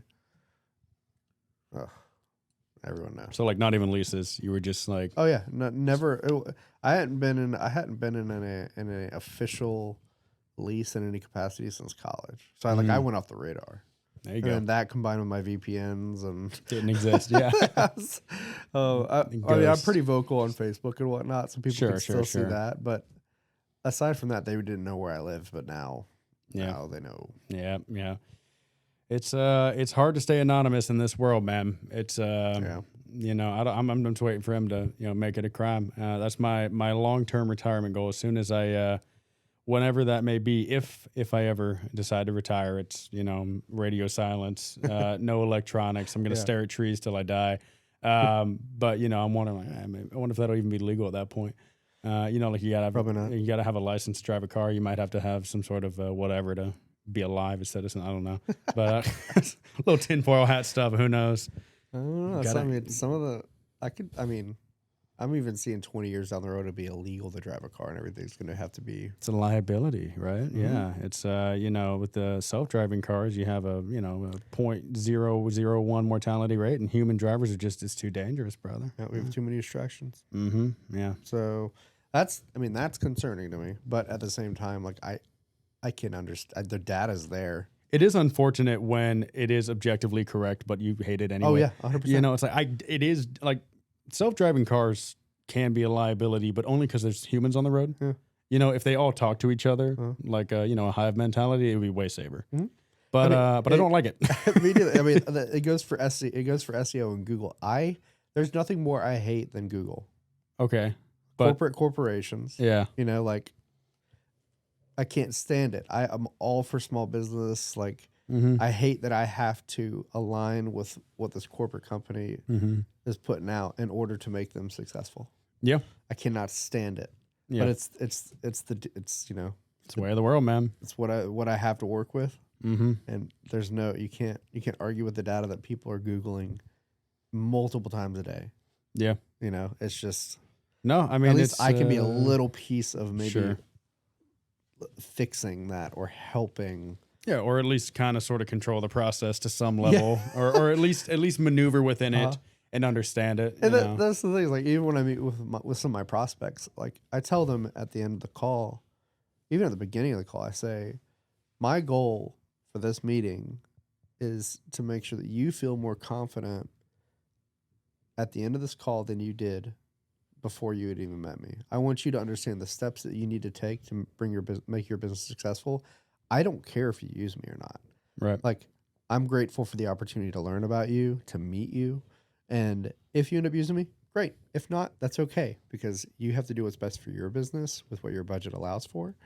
But at the end of the day, I don't really care if someone decides not to use me. Sure. I'm just happy that I was able to provide some insight for them and show them what next steps they need to take. And I always preface, I'm like, these are the questions you need to ask, anyone that you're interviewing for SEO. Yeah, if you don't hire me, this is what you need to ask the next guy. Yeah, I have a list of questions. I have like 15 questions that you should ask any SEO vendor if you're hiring them.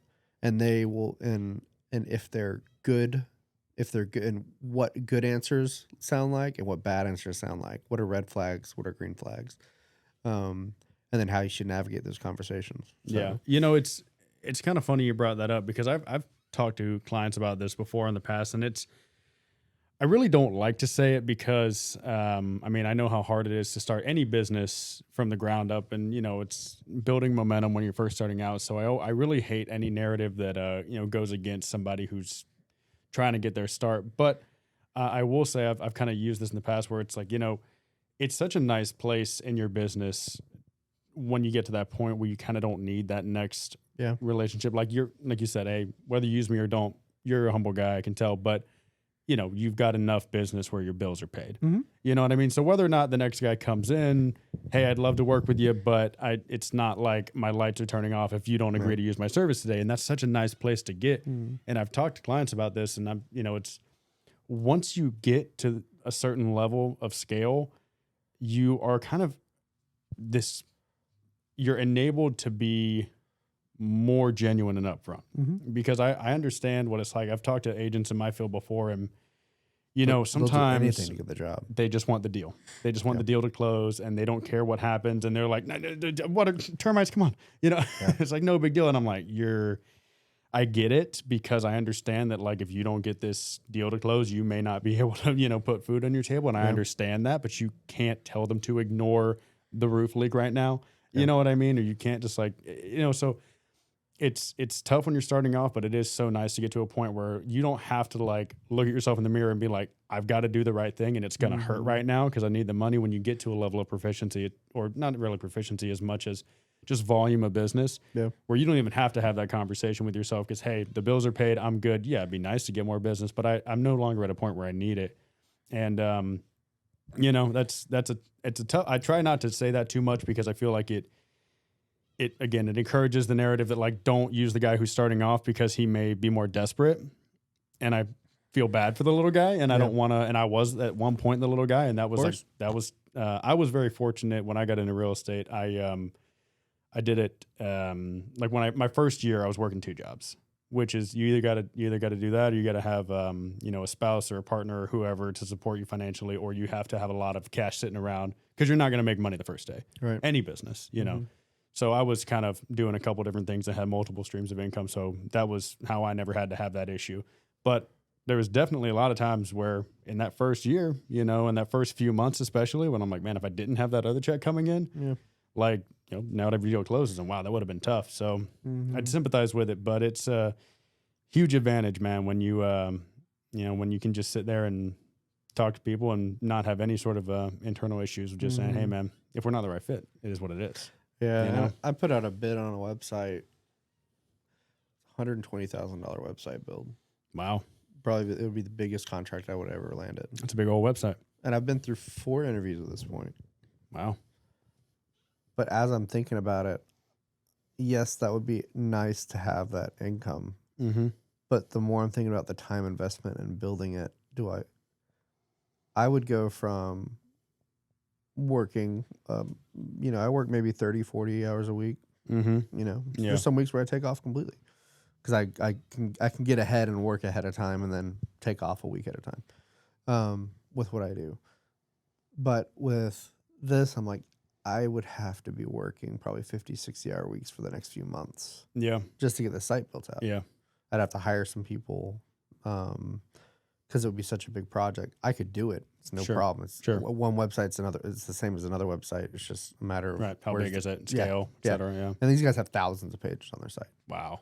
So it'd be quite the monumentous task to build out. But I could do it. It's just a matter of scaling. You know. I just don't know. Like I just don't know that I care to do it. You know. Like, and so it's just to reiterate what you're saying is, you know, I have been very blessed.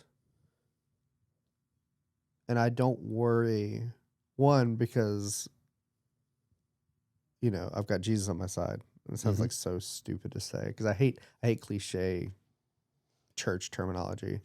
But I do. He has provided for me every step of the way. And even when I was like making no money in the beginning, I had a peace about it. And I'd never been desperate. I've always been provided for. Like the Lord's always provided. So I think that's another thing is like,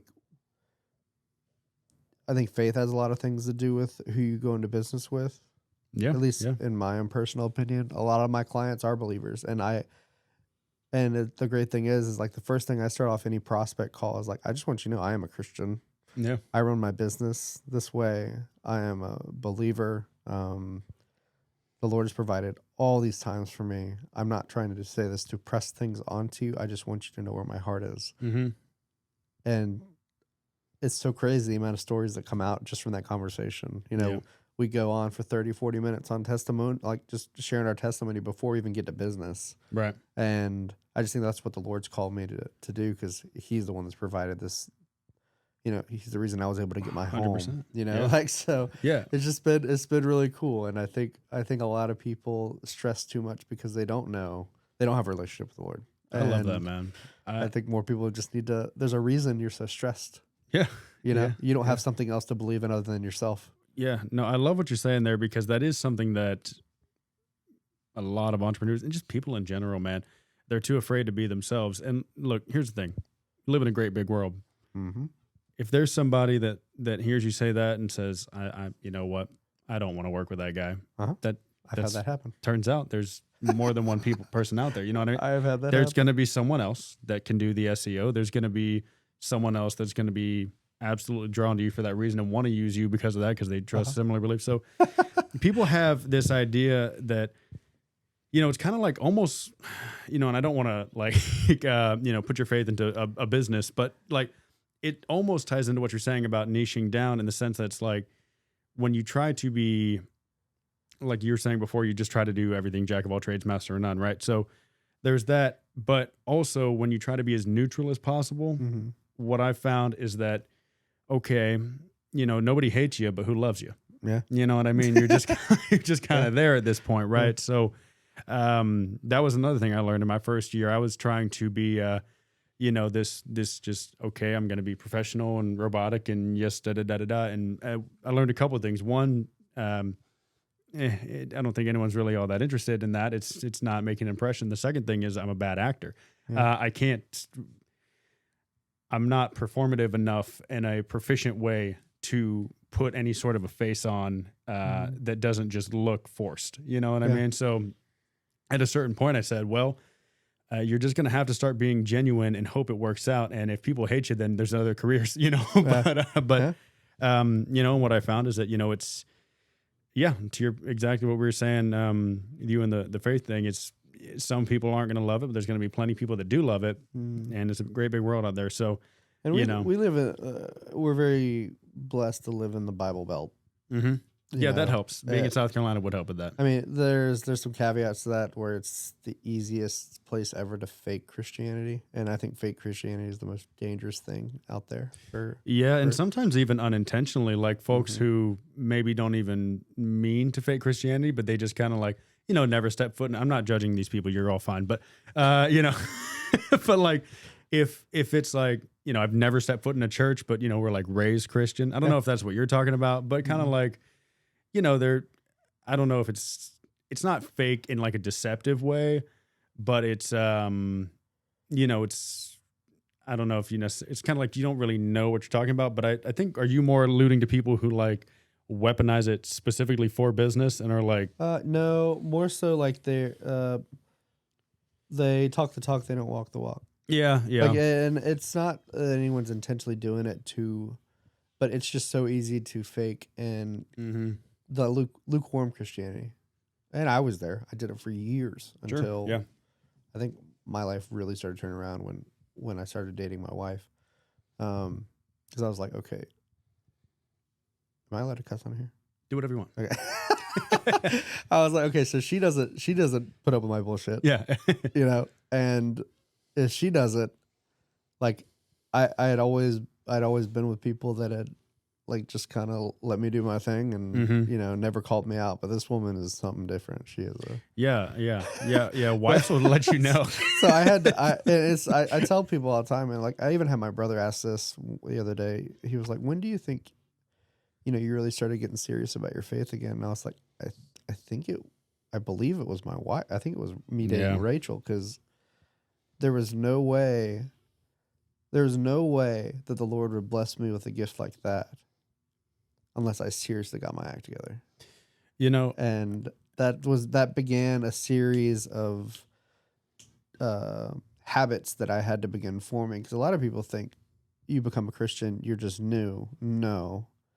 You become a Christian and you make daily decisions to follow the Lord and become more closer to him in every way, shape, and form. Like, it's an active endeavor. It is. You don't like, yes, I love my wife, but that doesn't mean it's a stagnant relationship there. Like, right. I still have to, and I struggle with this every day. Like, I felt awful because my wife and I, we went for a walk yesterday and then we watched a movie, and I was thinking about it. I was like, I haven't watched, just sat down and watched a movie with her in probably a month, or 2 or 3 months maybe, just because of how busy we've been. But I haven't been intentional with that, and the same thing goes for a relationship with anyone. If you're not intentional with that other person, then you're not really building a relationship. You got to call the homies. Yes. You do. You got to call, tell your friends you love them. Look, I mean, but seriously, I was talking to someone about this the other day. I think it might've been on one of these, but like,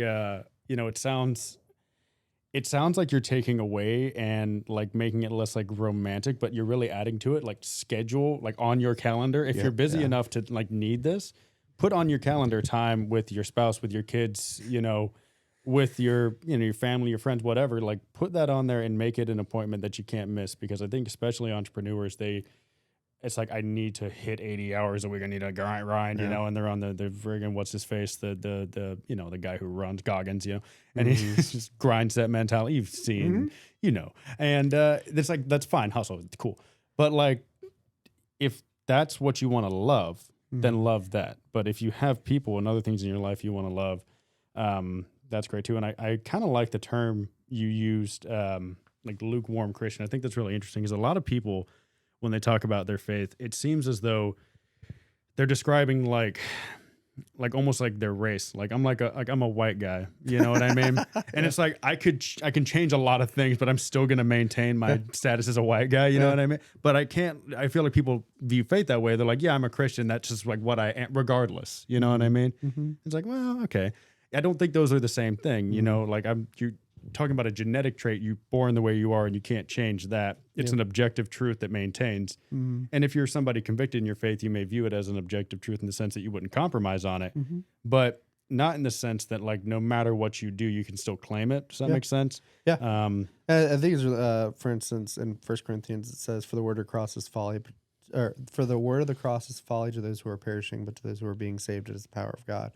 And basically that's just referencing what I'm held to based on my beliefs are very different than what someone that doesn't believe in the same thing I do. Like, for instance, do I think, we're getting into a very deep topic here, but abortion versus, pro-life or pro-choice is what they want to call it. Sure. But I'm not gonna, sure, I believe every baby should be taken care of and loved. There are some caveats when it comes to sexual abuse and stuff like that that I think can be talked about further. But when it comes to my beliefs as a believer and a Christian, that's what I believe. Right. What you believe, I don't judge you for what you believe. Yeah. If you ask me my opinion, I will tell you. Right. This is what I believe.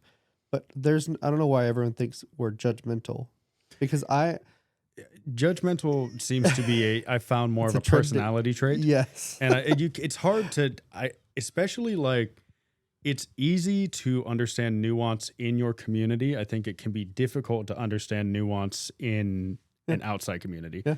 Like I've interacted primarily with people who are Christian. That's just happens to be the people that seem to be in my circle. And I understand that, like, well, you are very different than you. And, like people have different beliefs. And then sometimes, like, to what we were talking about earlier, I'm like, I'm not even entirely certain if you are a Christian. I'm not going to say that to their face. I'm like, I'm, false prophet. But, like, you dare blaspheme. But, it's like, I'm not going to it's not my place to challenge someone on that. But, it's sometimes you understand, okay, well, people can kind of believe something or identify as something in a belief set and have very different views. But it's a lot easier to, I'm just going to pick Buddhist. I don't really think I know any Buddhists. I may have met one, but we haven't like talked about it. You know what I mean? So I'm just going to say I don't really know any intimately. It would be a lot easier for me to just be like, that's what Buddhists believe, because I don't know any. But if I knew 10, I'd probably find that they have 10 different views on a lot of different things. And so I think you get that narrative a lot with Christians where they're just they're judgmental, but you tend to see that more from folks that just don't hang around them. And exposure is the cure to most stereotypes about any group. You just hang around them, you go, it turns out each person is wildly different. Yeah. And so maybe the belief set as it's written, but I worked at Starbucks for 5 years. Oh, you'd have met plenty. 100%, and they were some of my closest friends. And that's me when I was in putting Florence. Starbucks in a box, but like that, and they were some of my closest. They were some of the, like, for instance, my gay friends. They were some of the most genuine, loving people that I'd ever met. Yeah. They asked me what I believe, and I was like, I think it's a sin. Yeah. But that's just my opinion. Yeah. I'm not going to tell you how to live your life because you don't believe. Yeah. You don't believe what I mean. You don't believe. You're not a Christian, so I'm not going to judge you for that. But I will tell you what I think. And I mean, same goes for every other thing out there. I've got some more hard lines out there, but but for most cases, if you want to sit and talk to me about things, I would love to have that conversation with you, because I want to know more about what makes you tick, why you think or why you believe what you believe, and let's have a conversation about it. I don't Yeah. this whole you're a Christian, so you're a bigot. Yeah, Or, yeah, yeah. I don't think that flies. And I think more people are starting to understand that, like, open dialogue. Let's get back to this, free speech and, Yeah.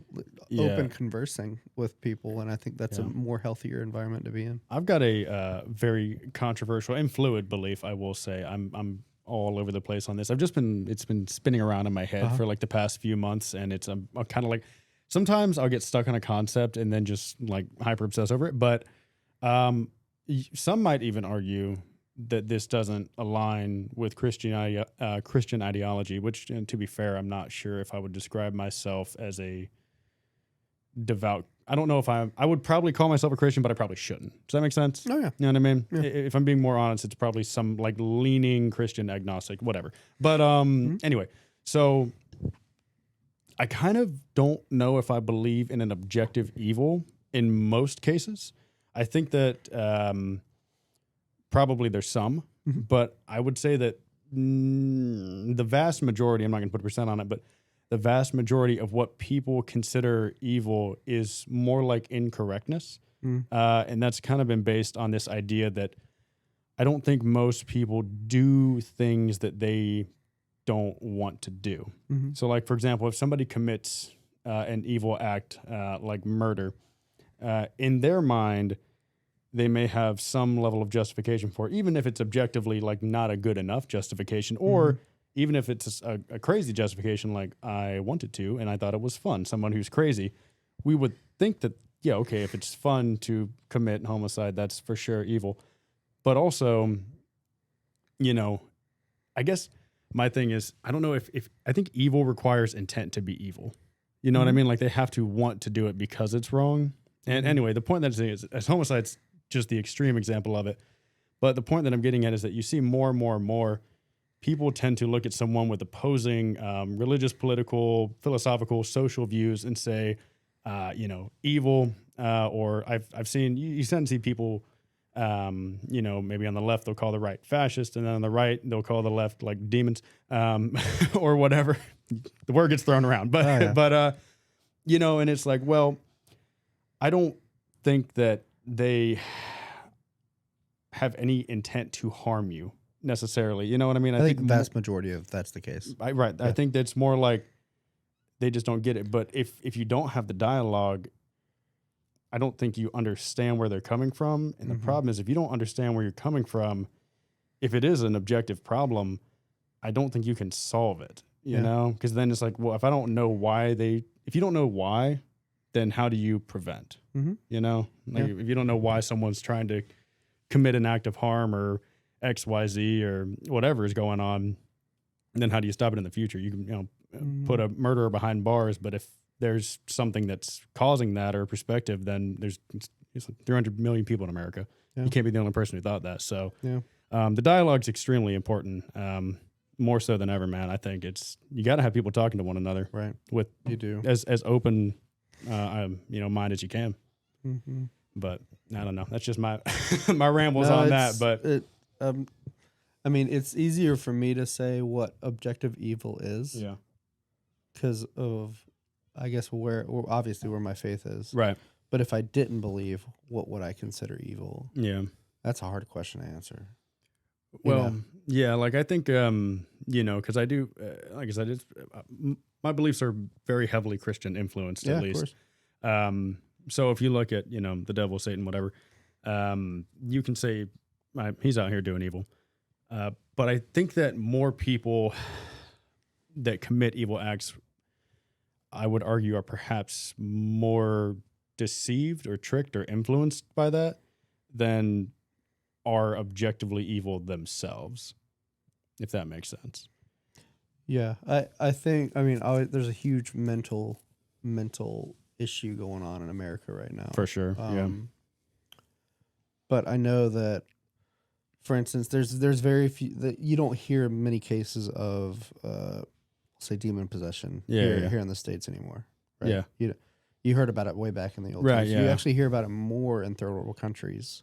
Interesting. than you do here in the States, because Satan here has much easier ways to distract us Right. than Direct, like, yeah. we Okay. have much easier. We have this Right. screen that can take up every single Right. second of our lives versus, people in, up and coming countries and struggling countries. They don't have much. So it's much more work that Satan has to put into to get to those people.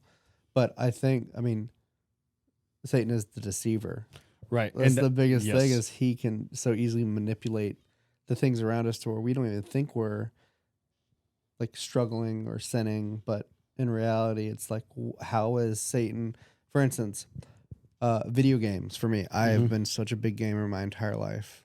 It's something that I've always done to connect with my brothers, my family. We stay connected that way because they all live, brothers in Jacksonville, other brothers in Greenville. Yeah. Thursday nights are our gaming night. But before I had met Rachel, it was just all I did. 8-10 hours a day, or when I wasn't working, it was gaming. And it took me until I started dating Rachel to realize how much Satan had taken such an innocent thing to harm our marriage. Yeah. Because I had been that was my distraction. Right. It was, okay, instead of us having an open conversation about the issues that we're having in our marriage, it was just, all right, you say what you want, I'm going to go play games. Yeah. You know? Yeah. And that was Satan directly working in my life to distract me from the things that really mattered. Yeah. Is the home. Yeah. And your wife. Yeah. And your family. Yeah. So I think that to me is distraction. Anything that or at least for us, or me as a Christian, you as a Christian, anything that pulls us away from what we are called to as men to be in the household. Mm-hmm. And I still struggle with that every day. Like there's times when like I've had such a long day. Like Wednesdays, I get up at 3 a.m., go to Starbucks by 4, work till 8 to where I have my networking meeting, till like 10. Then I go to another coffee shop. I work until about 12 or 2, and then I go home, and then I work till Rachel gets home. So Wednesdays are crazy for me. But that also, like there are times when I'll work past that, and when Rachel just needs to talk to me, I'm working. Yeah. That's a sin. That's evil. I think it's not like evil. No, I get what you're saying. Like, I know what you mean. It's a distract. I think anything that is a distraction of what the Lord has called us to be as men is Satan having his foothold. It's somewhere in our life, and it's so hard to identify that first off. Which I'm so glad I married Rachel, because she's made some of these things very evident to me when I didn't think anything was an issue. Now, choosing the right partner is life altering. I know. Yeah. I don't know where I'd be without her. Yeah. And I struggle with it every day. There's times when I just want to play games, and that's what I do to relax and decompress. Mm-hmm. Rachel reads books. Mm-hmm. Rachel, plays with the dogs. She'll watch Too Hot to Handle. I don't know, whatever the show is. Love Island. As addicting as they are to watch, it's just like I feel like my mind just gets smaller and smaller every time I watch it. But that's how I would identify evil, and it's not evil in its core sense. I think a lot of people think of murder. Mm-hmm. They think of, molestation. They think of sexual assault, all the bad, those things, the unspeakable, censorable offenses. Yes, and that's understandable. But I think all those do stem from distractions that men or women have had in their life in their past that Satan has built such a foothold in that has eventually pushed them to that breaking point to commit those acts. I really appreciate the smaller things. I really appreciate that you said that, because that actually, like I said, I'm very fluid beliefs on this. And so sometimes putting whatever's in my brain out there in a way that makes sense to other people, because it all makes sense in here, right? Of course. But that's actually more in line of a representation of kind of what I was trying to say. I absolutely believe that, the scrolling on the TikTok and the getting distracted, I believe that those things are evil but I was more along the lines of that, like, can a person, like, that is an evil person? Oh, I see. I don't think there's anyone inherently evil. Yeah. Aside from the Antichrist, whenever he comes. Right. Yeah, that one specific fella. But he has a very specific goal in mind. One specific guy. But yeah, that's what some people. This is an evil person. That's why I'm like, I don't believe in that because, but the tributes, like what you're saying in the third world countries, it's they don't have as many tricks to be deceived, so you got to just get them, you know. But you know, evil more as the influence, and it's kind of like, you know, whether you call it Satan or the devil or whatever word it is that you use to describe this thing that is, and that's where I believe there's definitely a thing, and people have different words for it, but there's something there. We might call it Satan. There's a thing. Yeah. But it's like the evil is more in this like sprinkling of what appears to be a train of logic to get to an evil outcome versus like that person's evil, like you know, we're past it. I was going to say not to get political. We're here. But so like, you know, with you know, Kirk, right. He just got shot. And so, I'm wearing like, one of his shirts. shout out Kirk, you know, they, had birthday, but, the fellow who shot him, I don't believe that person is evil. I think that he, in his mind, probably Justified it. felt that there was something like, you know, if you had a time machine, would you kill Hitler? You've heard that, you know what I mean? And a lot of people would say yes. And if you genuinely believed that that's what Kirk was, that it kind of makes sense, right? So it's more like the evil is not as much the guy as much as it is this false chain of logic that you can follow that can lead you to a point where it says, hey, it's no longer an emotional, I'm aggressive. It's more like, if I can, this makes sense for me to do this. It's all justification through circumstance. Right. And so that's more the evil than like, I mean, he definitely did an evil act, and whether he, regardless of who shooting a person is evil, you know, regardless of what they believe, for whatever side of the political aisle you're on. But I don't know that, not that person shouldn't obviously be in prison for sure, but I don't think that that's just like, oh, well, he's demonic, he's born evil, and I don't know. No, I don't think so. Something happened that got him to that point, and if we don't identify, if we just say he's evil, you need to kill the train of logic, not the person. You got to get rid of the train of logic that makes people justify. Yeah. So that's kind of what I was. Yeah. I mean, I'm sure you've been around a newborn. I have 2 sons. Yeah, you have. I'm about to embark. I showed up late. I'm about to embark on that journey. That's your world. It's about to be rocked. But you thought the marriage trivia out, man. Yeah, I've been around a lot of babies, right? Yeah, and friends and whatnot. It wasn't until my brother had his first that I was like, "Wow, this is family." It's crazy. And seeing that, and it's crazy, and just seeing how innocent that child is. Yeah, I think newborns are it's a miracle in itself that they came into being. Just the amount of stuff that I've learned about my wife's body and the things that she's going through right now, it is such a magnificent creation. Yeah, like kind of creepy. Like what's going on? She's growing a little person inside her. Like, but it is insane. It's absolutely insane. Yeah. To like put my mind around that. It's been. I feel like I'm thinking about.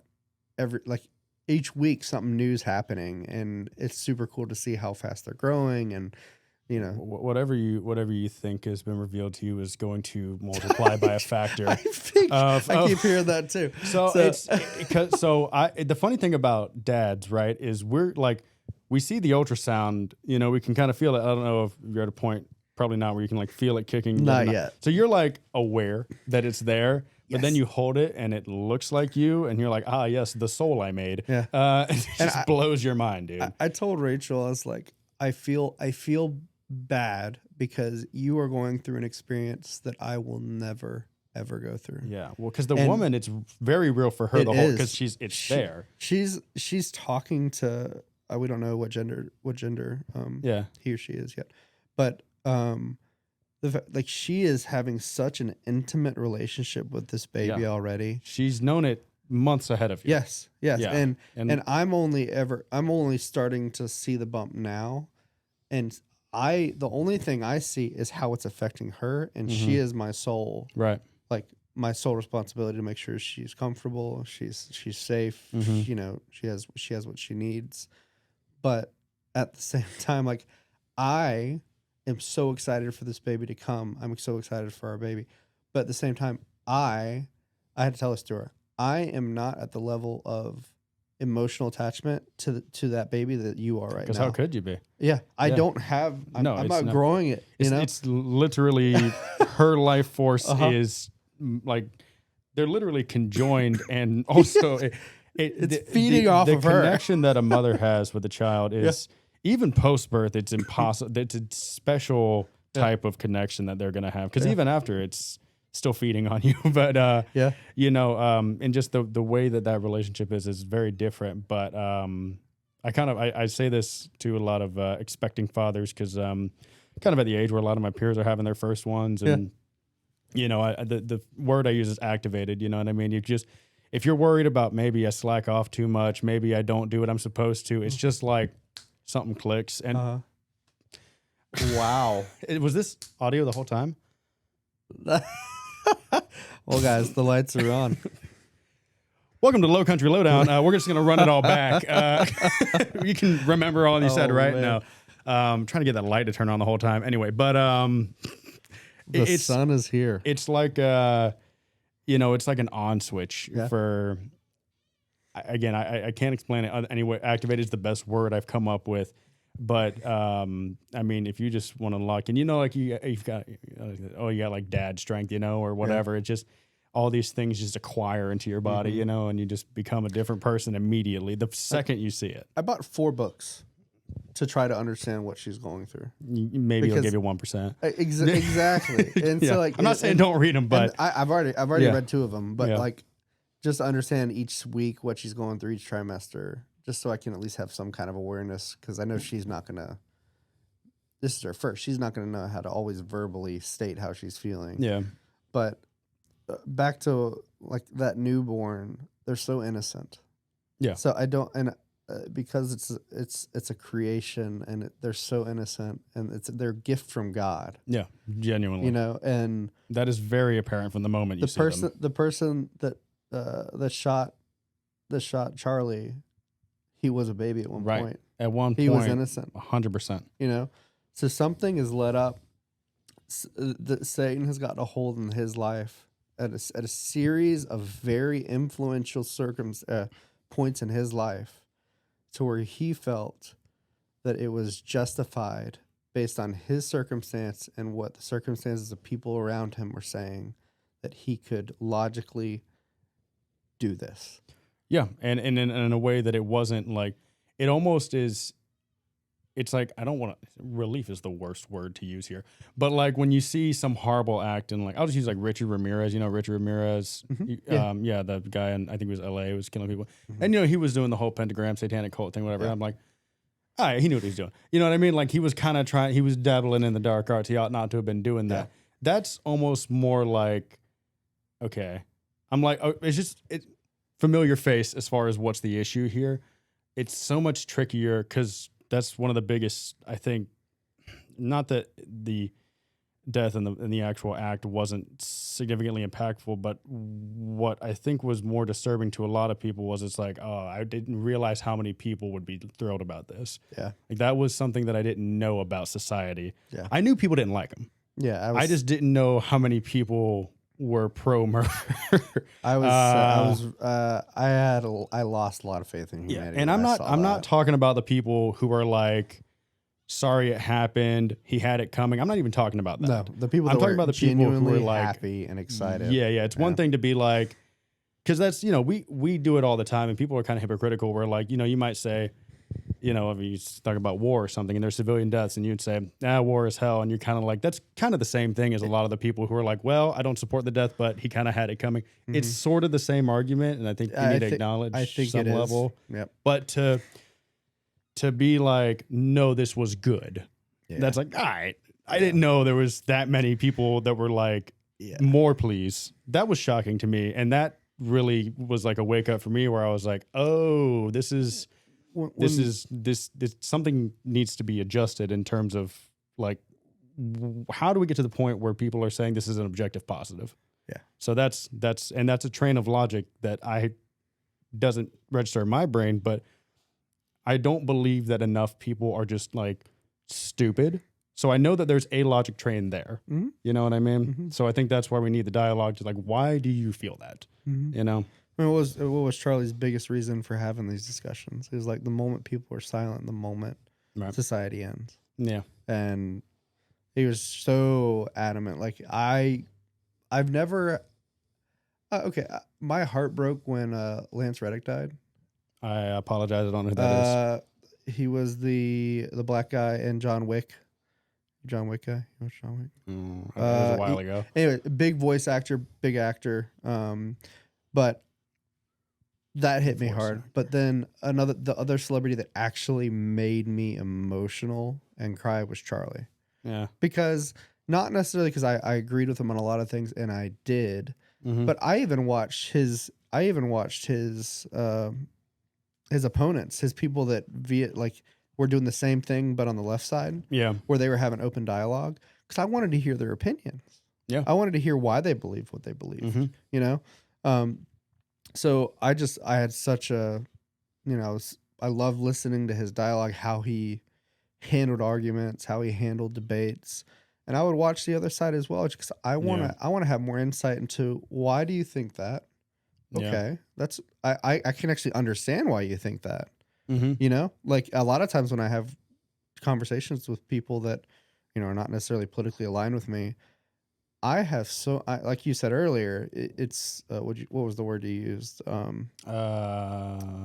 use a lot. Yeah, but you basically said, like, well, in regard to, you said, like, when you're around something, awareness. You have awareness of, like, when I'm around those people, I understand why they believe that. I still don't agree with them. Yeah. But I have an understanding of why someone might take that opinion. Yeah. And there's a lot of things and it's super hard, especially when it's emotional topics like, and you mentioned the pro-life thing. That's just such an emotional thing for so many people on both sides. It's hard to, and honestly, like as a human with empathy and emotions, it's like, well, it probably is not super great to be 100% stoic about such a significant on either side of it. You know, if you look at somebody who, like you said, had maybe been a victim of sexual assault at a very young age. Yeah. And then on the other side, it's somebody who, views it as a life. Like, both of those people have every right to be highly emotional about that. And 100%. So it's difficult to say, well, just look at it objectively. And it's like, but I don't even look at it objectively. It's hard to. It's impossible. I have a default answer. Yeah. Do you believe in pro-life? Yes. Right. But there's a lot of circumstances that may change that decision based on what we talked about. And am I going to judge that woman for having for deciding to have an abortion? No. Yeah. Like I my heart breaks for her. Yeah. My heart breaks for that child. Yeah, it's so much easier when you're like detached from a situation to view it when your principle to whatever subject matter is being debated. That's when it takes serious conviction to listen to not just an opposing side, but what is like your personal opponent almost. You know what I mean? Right. To understand where they're coming from. It's like a Carolina fan, but I take it back. There is objective evil. No. But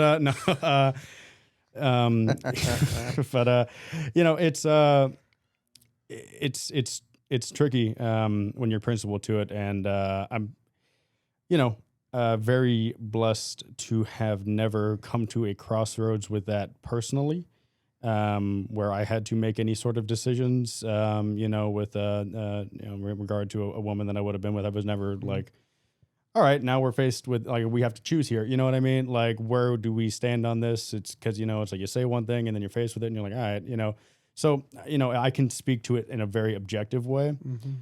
But then I totally understand there's people out there that are like, well, how can you have an opinion on it if you haven't been through it? And I'm like, I mean, everyone can have an opinion, but I do get where you're coming from on that,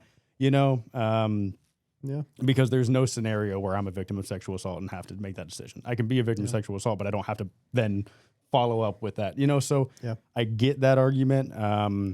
But it's just, there's in anything, or you can even go back to like, it's kind of a crazy abstract argument, but like, I don't know, a suicide bomber in, and whatever faith they're in, I think society generally is pretty in alignment where we're like, suicide bombing's not good. Most people would agree with that statement, but also, if this is somebody who in their heart of hearts believes that their God wants them to do this, what wouldn't you do if God told you to? And you knew in your mind, and you knew it was God, You know what I mean? Because Yeah. what mortal It's a hard influence question. could possibly be more important? You know. Yeah. So I'm not justifying it, but I do. Like, No, yeah, I get see. it. I see both You sides know, of it. if you you know? genuinely believe that, Yeah.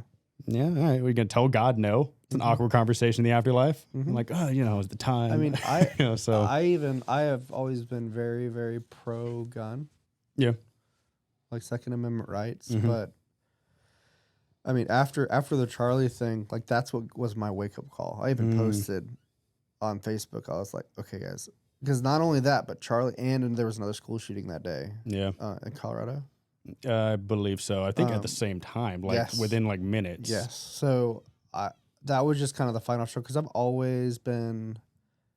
How do so many people have firearms and there's like no system? There's more here in the U.S. than there are people by like a lot. Oh, I'm a proponent of that. Oh, I got plenty. Like exactly. I'm not against it at all. But yeah. So, but even like there, I said enough is enough. Mhm. There has to be a better way. Whether it's, getting access to the firearms database, flagging certain individuals that have either had. I know there's background checks, but background checks aren't gonna. We need access to like HIPAA related mental health documents, so firearms distributors have access to that information. Well, I can give you a personal example, and I'm not going to go into any detail about this because people will be upset with me if I do. But there's an individual that I know that was in the Marine Corps, and the military said, listen, you don't get to be a Marine anymore on account of we don't trust you with a gun because you're acting up. And so he was medically discharged, but I guess the way that works out is those aren't like public records. Right. And so they were like, you literally cannot be around guns anymore. And then he like bought one as soon as he got out. And that's because that's like military, that's confidential. HIPAA compliance. And I'm like, okay. And then there was consequences to that. He was acting up because he's, not well.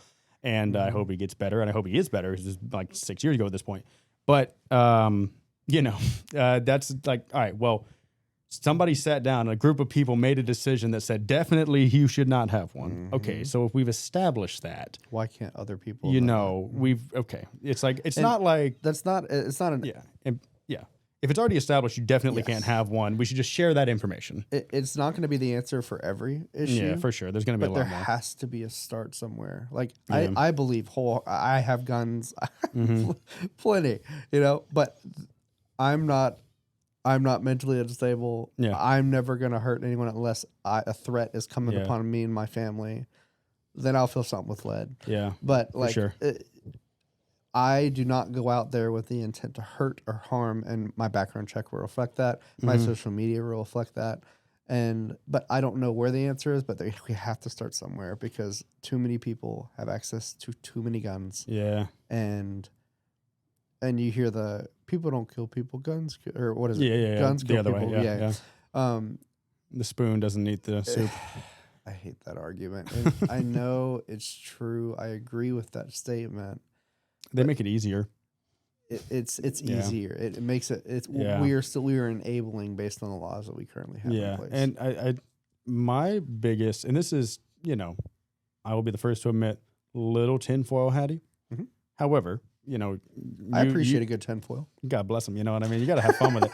But you, as much as anybody, would understand how, like you said, the privacy breaches. And look, there is nothing that you have ever done. If you were born in like 90 and up, maybe you can make an argument the year 2000 and up. I'm going to go with 1990 and up. If you were born in that decade and following, everything you have ever done is known. You know what I mean? And my only hesitation on some of these things is it's like I get the like objective background checks, but when people kind of get into the like, well, look at what he was saying on social media, that just gets super slippery because then what happens when I want to go buy a gun and then XYZ corporation is like, what about this Google search from 2021 or whatever, or 2001, and it's like, did I even do that? You know what I mean? And then you're just kind of taking people's word on like, hey, he Googled this 15 years ago and now he's a risk. And it's like, first of all, there's no context to why you were looking that up. Maybe you were watching a murder documentary and you were curious about a thing you saw in Forensic Files. And it's like, you looked up does acid dispose of a body? And I was like, yeah, but I was watching Forensic Files and I wasn't trying to dispose of a body. But now it just seems like once you establish that, it becomes really easy to disarm the public because you just go flag, flag, flag, flag, flag. But objective, like, if you have a criminal history at that point, and then you get into certain other tricky things like doctor-patient confidentiality with therapists, because it's like that's supposed to be confidential, but you also can't walk in there and be like, I'm for sure about to kill a bunch of people. YouTube probably won't see this video because I said that, but like it's so difficult. It's hard, man. I'm such a privacy advocate. But you ain't got it. Nobody. I mean, you probably have better measures than most people, but I think I do. But like, I'm a privacy advocate, but yet here I am. The only way that we can, or the only way that I personally see being a first step is getting access to people's information to keep them from firearms. So here I am being a hypocrite on it. Well, so it is such a hard. Like, where do you start? Well, it is tricky because I think a lot of the trouble is you make arguments like. I feel like a lot of the times, like maybe don't stop me if I'm making too many assumptions here, but it feels like you're like, hey, in principle X, Y, Z, we kind of live in an unprincipled world, so that's kind of the trouble, is that people don't have those principles. And a lot of the things that, a lot of Second Amendment advocates and Charlie and whoever, like to point out that like the Second Amendment is not, yes, personal self-defense, but it's an anti-tyrant amendment. Yes. And so it's not about necessarily like as a human, I have the right to own an M4.